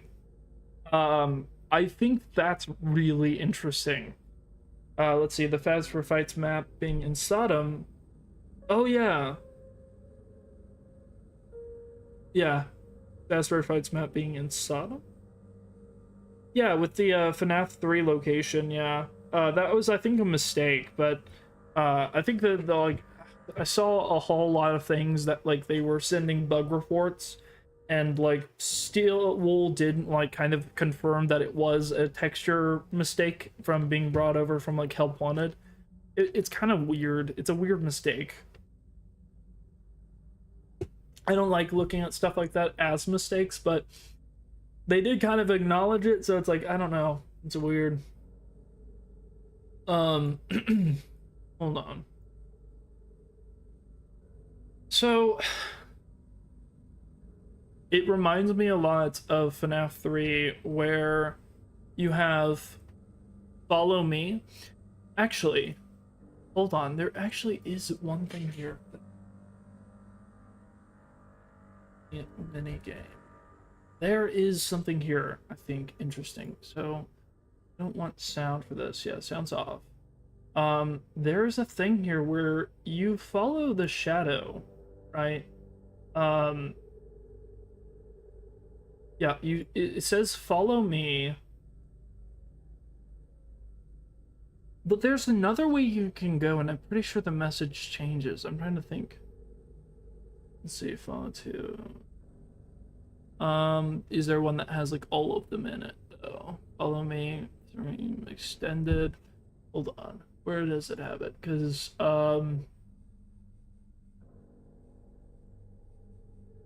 where's the full thing though? Oh, let me see. Full all night. Let's see. Okay, hold on. Yeah.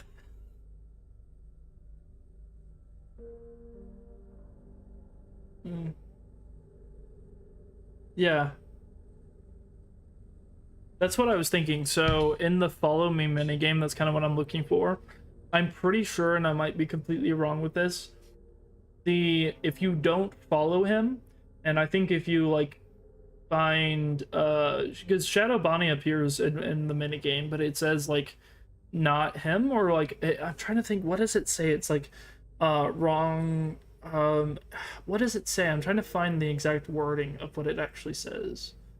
Um, but I'm struggling finding the actual minigame for some reason, because follow me. Oh, I guess that is kind of weird.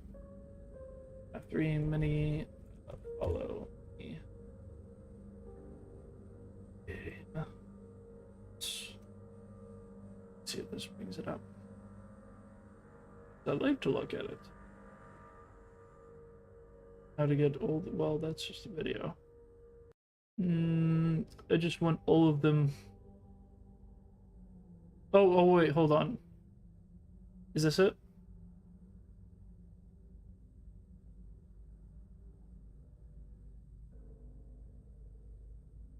Follow me.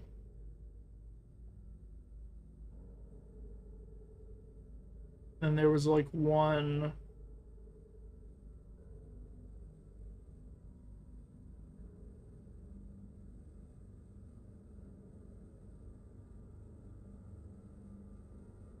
Did I miss it?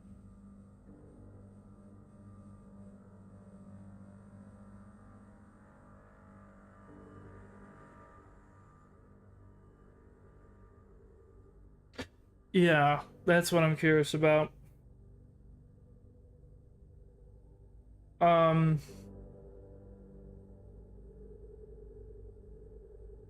yeah, I was looking at like because the way Secret of the Mimic does symbolism, it sets up that so the bear, and actually if you look at this, you can see a very clear representation of this whenever you look at, oh, how am I gonna find this? FNAF Sodom prototype location.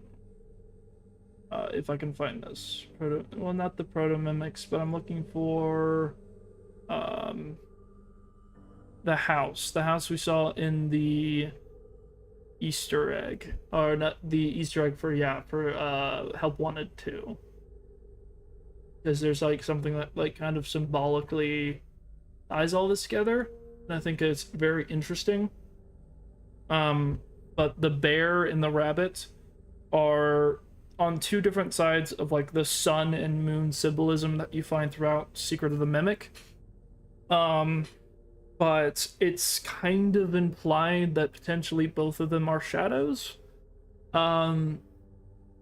Because obviously with the sun, it's not really the sun, right? Because, well, M1 isn't Fiona. So it's kind of an interesting thing where it's something posing as the sun that isn't the sun. Just like it's Fiona posing as Fiona when it's not. But I'm trying to find that thing because I thought it was really cool imagery. But it was like with the prototype model house, model factory. If you find what I want. This isn't what I want. These are a lot of things from the game, but oh, here it is. Here it is. Okay, I found it. We got it. Okay, so you see, where is it? It's in the mural in the center. If I can find it in a better picture of it. Yeah, because like if you look, you see what like looks like an eclipse. Right here, you have the rabbit, you have the bear. One is yellow, one is blue. Opposite sides. Interesting enough, you have like a circus caravan here, which is pretty cool. It's kind of interesting. It's almost like what looks like I don't know, kind of like almost like a divine kind of look. Yeah, so you have like different sides of the moon here, which is kind of interesting. But yeah, so you have like the blue rabbit, yellow bear. So Fiona or M1 is, and this seems like a tangent. In my brain, it isn't. Given that the spirit's perceived realm may be, and I think I'm kind of talking, yeah, like the FNAF 4 game mini games where the crying child is trying to piece his story together. Yes. So it could be, yeah. Given that yeah. You could kind of see it as being like, I don't know. There's an interesting answer to what the shadows are that Frights gives us. But it's kind of interesting because it's not the case for all shadows. Because like the shadows you get in Frights are like Eleanor. But you also get one from like You're the Band, which is actually the puppet. Like the puppet is called the Shadow, and You're the Band. Which kind of is interesting when you consider Nightmare's line where he says, "Even the shadow fears me." Maybe he's talking about the puppet. That is kind of interesting to think about. Why, especially since the puppet and Nightmare are so symbolically linked, you know, through the Halloween Easter egg release, you know, and other stuff as well. When you look at Nightmarion's voice lines, they constantly reference back to Nightmare. Yeah, so it is interesting. Yeah, the imagery here with this is really, really cool. I love this mural. It's like, it's really cool. But the way that this looks is very interesting. Also, you can kind of see where this would go with like the front entrance. Kind of cool. But yeah, so you have like the sun here and the moon. But yeah, so I really enjoy that. That's pretty cool. But yeah.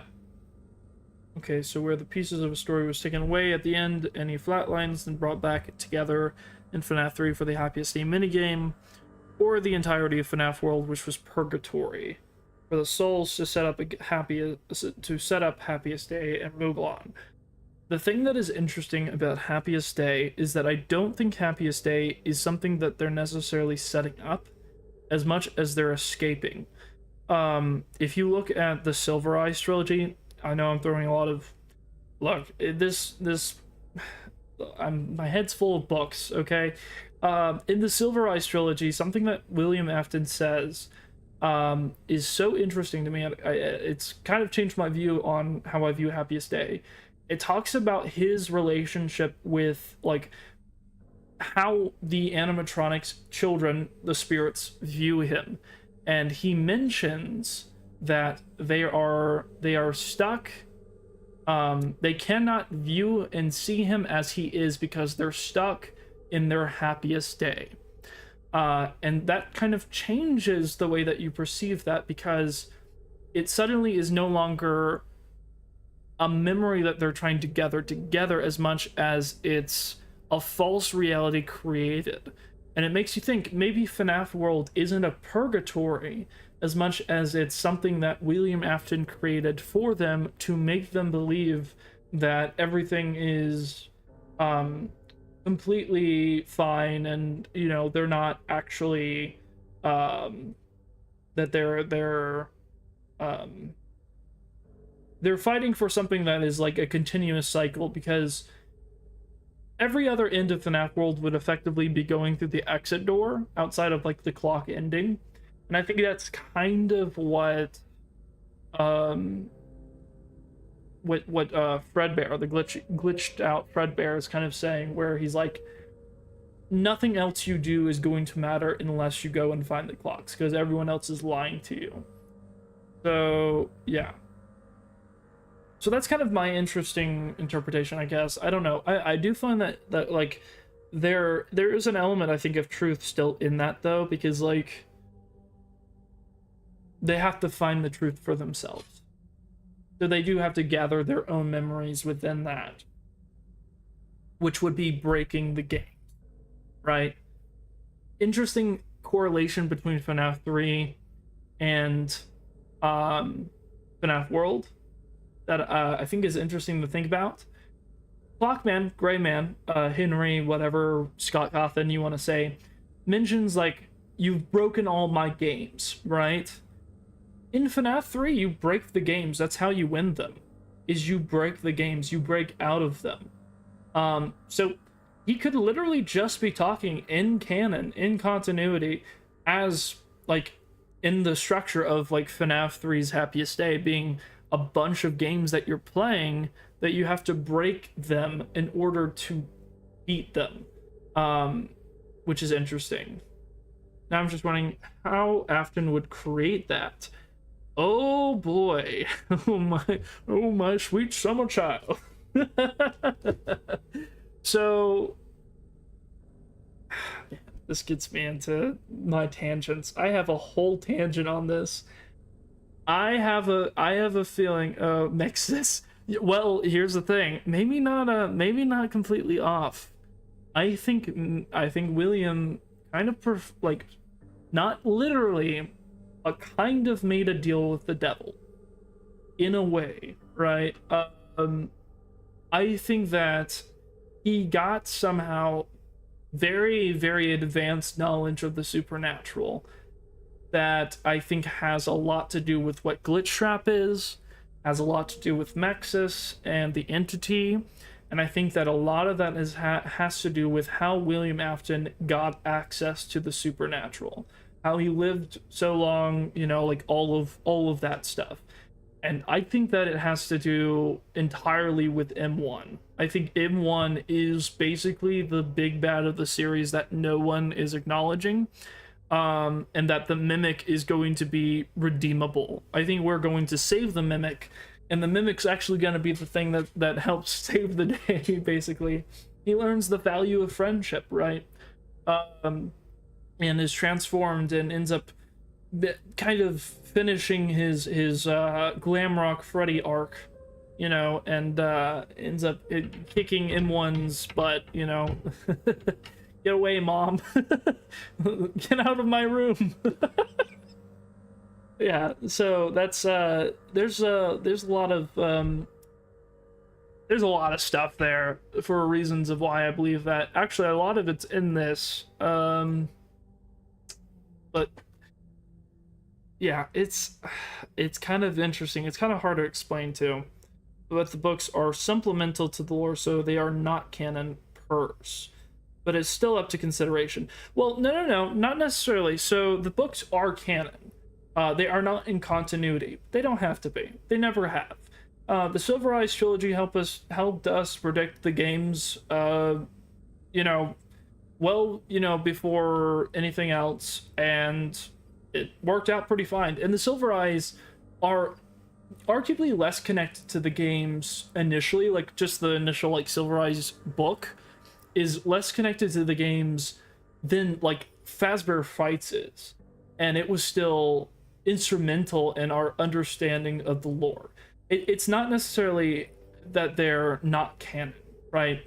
Because actually, if you look at what Scott says about them, back in 2015 when Silver Eyes released, he says in reaction to the like kind of outcry of the community whenever they were like, well, this isn't one-to-one with the games, Scott put out a post and he said that the games are as canon as the books are to the universe, which means that the universe is running under the same rules for both of them, and both of them can help us understand those rules, right? So no matter what universe you're in, no matter which one you're looking at, the movies, the games, the books, whatever it is, it's technically all canon to the universe of Five Nights at Freddy's. And since it's all being driven by the same rules, it gives you glimpses into what could and can happen, and likely will, you know? So that's kind of my perspective on it. It's not, I think the big issue with the community right now is that they don't know how to properly use the books in a way that I think that they don't know how to find the usefulness in it. For me, I find that there's, I don't know, there's a lot of stuff there, you know. I don't blame anyone, or like I don't think it's bad if you don't necessarily like the books. You know, like if you don't like reading them, that's not a bad thing. For me, I think that I'm willing and able to like criticize the books. Like I'm not like I'm not gonna fanboy them, but I am able to enjoy them for what they are. I do like them. What are you thinking about who revived Fazbear of Fazbear? I'm guessing that's Ent Entertainment for SB. Bearing in mind all Edwin Fiona imagery, is it just M1 running everything, or maybe Glitch Trap? It's so confusing on where to go next. So there are two distinct factions, and the reason it's confusing is because things got meddled up with Security Breach. But there is a very clear faction being kind of built up here. The two factions are M1 and M2. Everything else is a facet of one of them, but they all have the same kind of goal. That's the interesting thing about the Mimic and the Mimic virus, is the fact that what they're basically achieving is basically kind of like a sort of like what the books describe as like a quantum immortality, where you if one version of you dies, it doesn't matter because there's so many versions of you that your consciousness doesn't actually die, it just goes somewhere else, right? It's kind of the whole basis of, like, you could say like the spiritual realm, like this supernatural. So I think that as for what revived Fazbear Entertainment, I don't think it necessarily was just the Mimic, you know, per se. Like, I think that it was a mixture of a lot of different things that have to do with like them getting games and in universe, and like getting all of these other additional things that like built up the lore.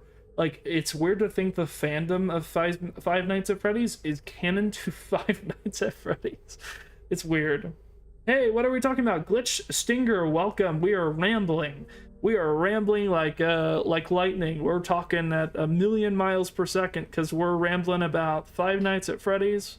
We're talking about Chapter 13 of the Ultimate Guide 2.0, which is Chica's Secret Party. So we were talking about the books, though, because everything inevitably gets into, you know, the canon debate or whatever, what have you, about the books. And I was just talking about my feelings about like how I use the books, at least, and just some interesting things about how Fazbear Entertainment got revived after FNAF 6. Yeah, before Help wanted to have an indie developer. Yeah, although technically, if you look at the books, they technically kidnapped a random guy whose name is not Scott Cawthon, and they chained him to the wall, pointed a gun at his head, and was like, "Make us games." The funny thing is, it's not far off from that. I feel like the TFTPP, that's a lot of letters. It's just the future things to come, but probably opposite of what book says, like Sodom. Tales, yeah, of the Pizzaplex, yeah. So the thing about Tales of the Pizzaplex is it's not necessarily the opposite of.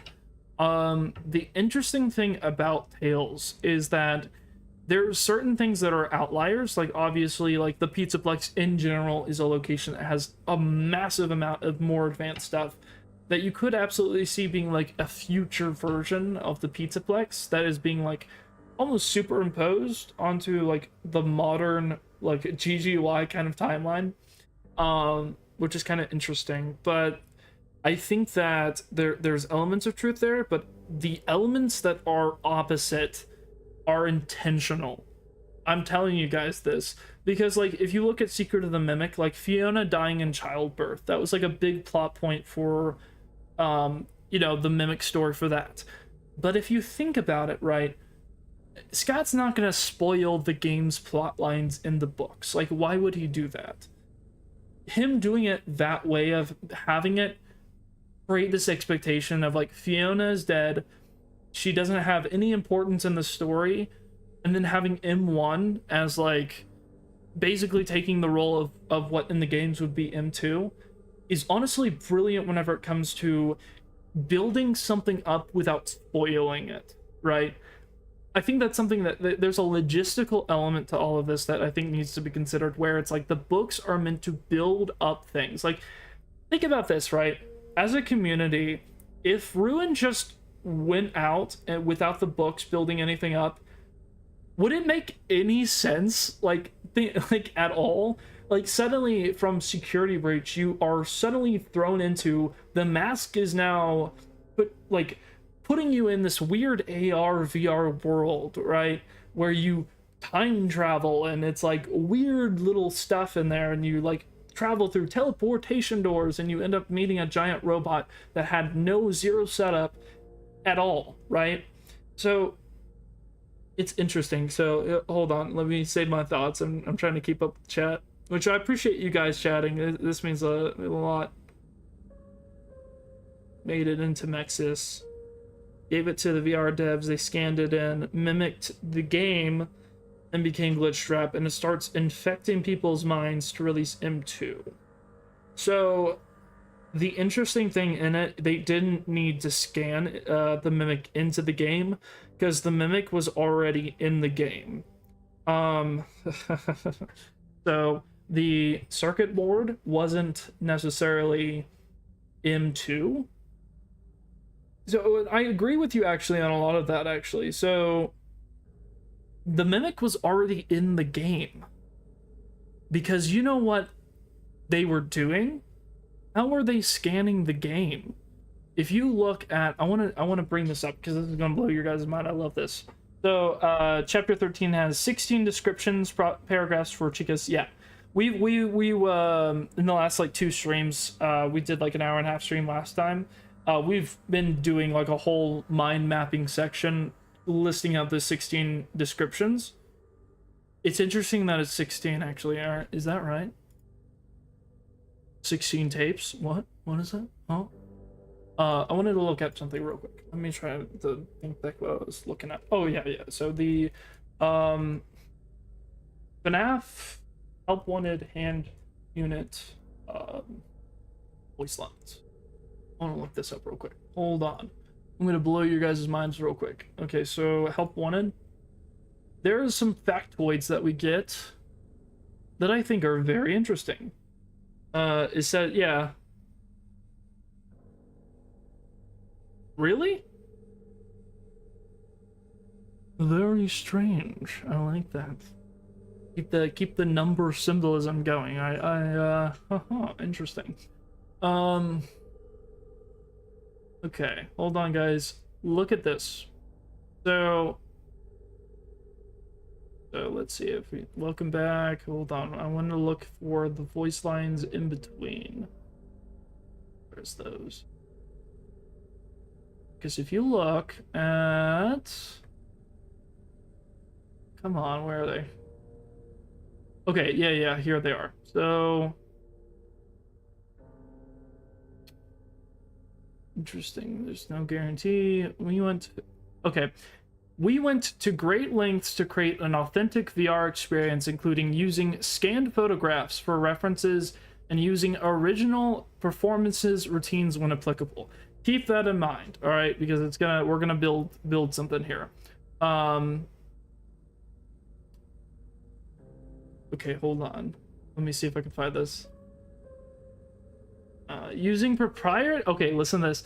Using proprietary technology developed by Fazbear Entertainment, our VR development teams were able to use vintage control boards, almost like plug and play, digitally recreating performances, personalities from the past in an instant.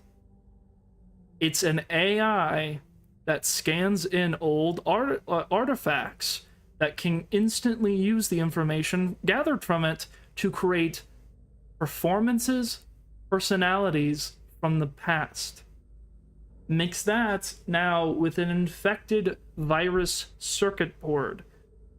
The thing is, the Mimic program isn't a virus, it's infected by a virus.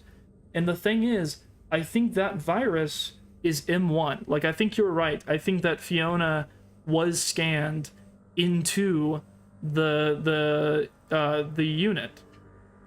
Hand unit is the Mimic. No, I'm not saying that hand unit is the Mimic, though.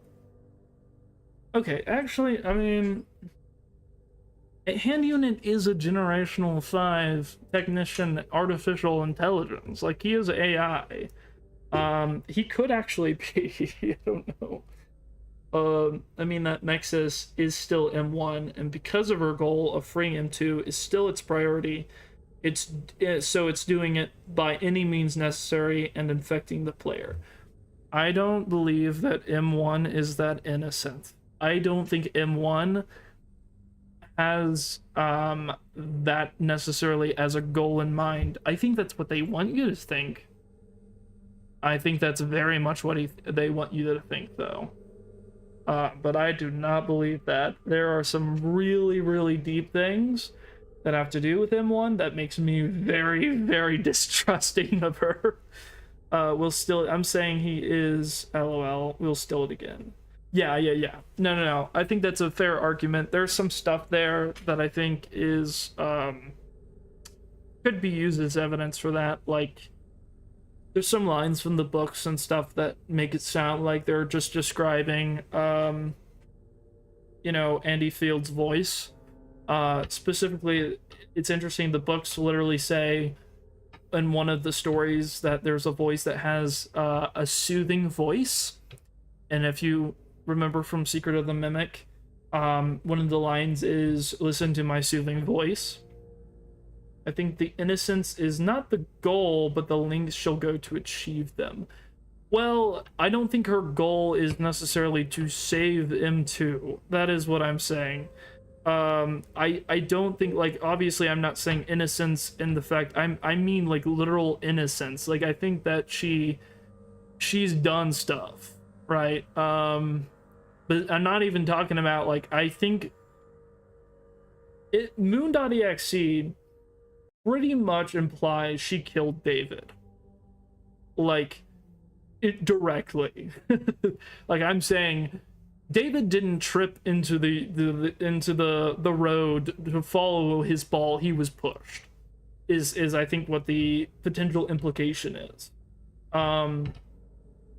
Because of some things that happen in Moon.exe that I think are very interesting. Yeah, here, let me make sure yeah, so that is something that's really interesting. There was also some other ones that I thought were interesting, but I don't know. Yeah, I think that was the last things that, like, specifically, but whenever it comes to this specific line, whenever it describes it like plug and play, leading up to the release of Secret of the Mimic, or I think specifically actually Help Wanted 2, Steelwool released an image of a console game that I believe was like the Atari or something like that. That was the first ever functional plug and play system that I think was supposed to hint towards this line being a direct reference to the Mimic. Which I think is very interesting. Yeah.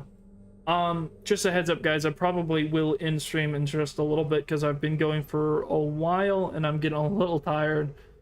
Talking this much, it's exhausting. And I've got stuff going on with some friends later on, so I kind of want to get ready for that. But no, this was a lot of fun. Thank you guys so much for chatting and, like, being here and just being yourselves.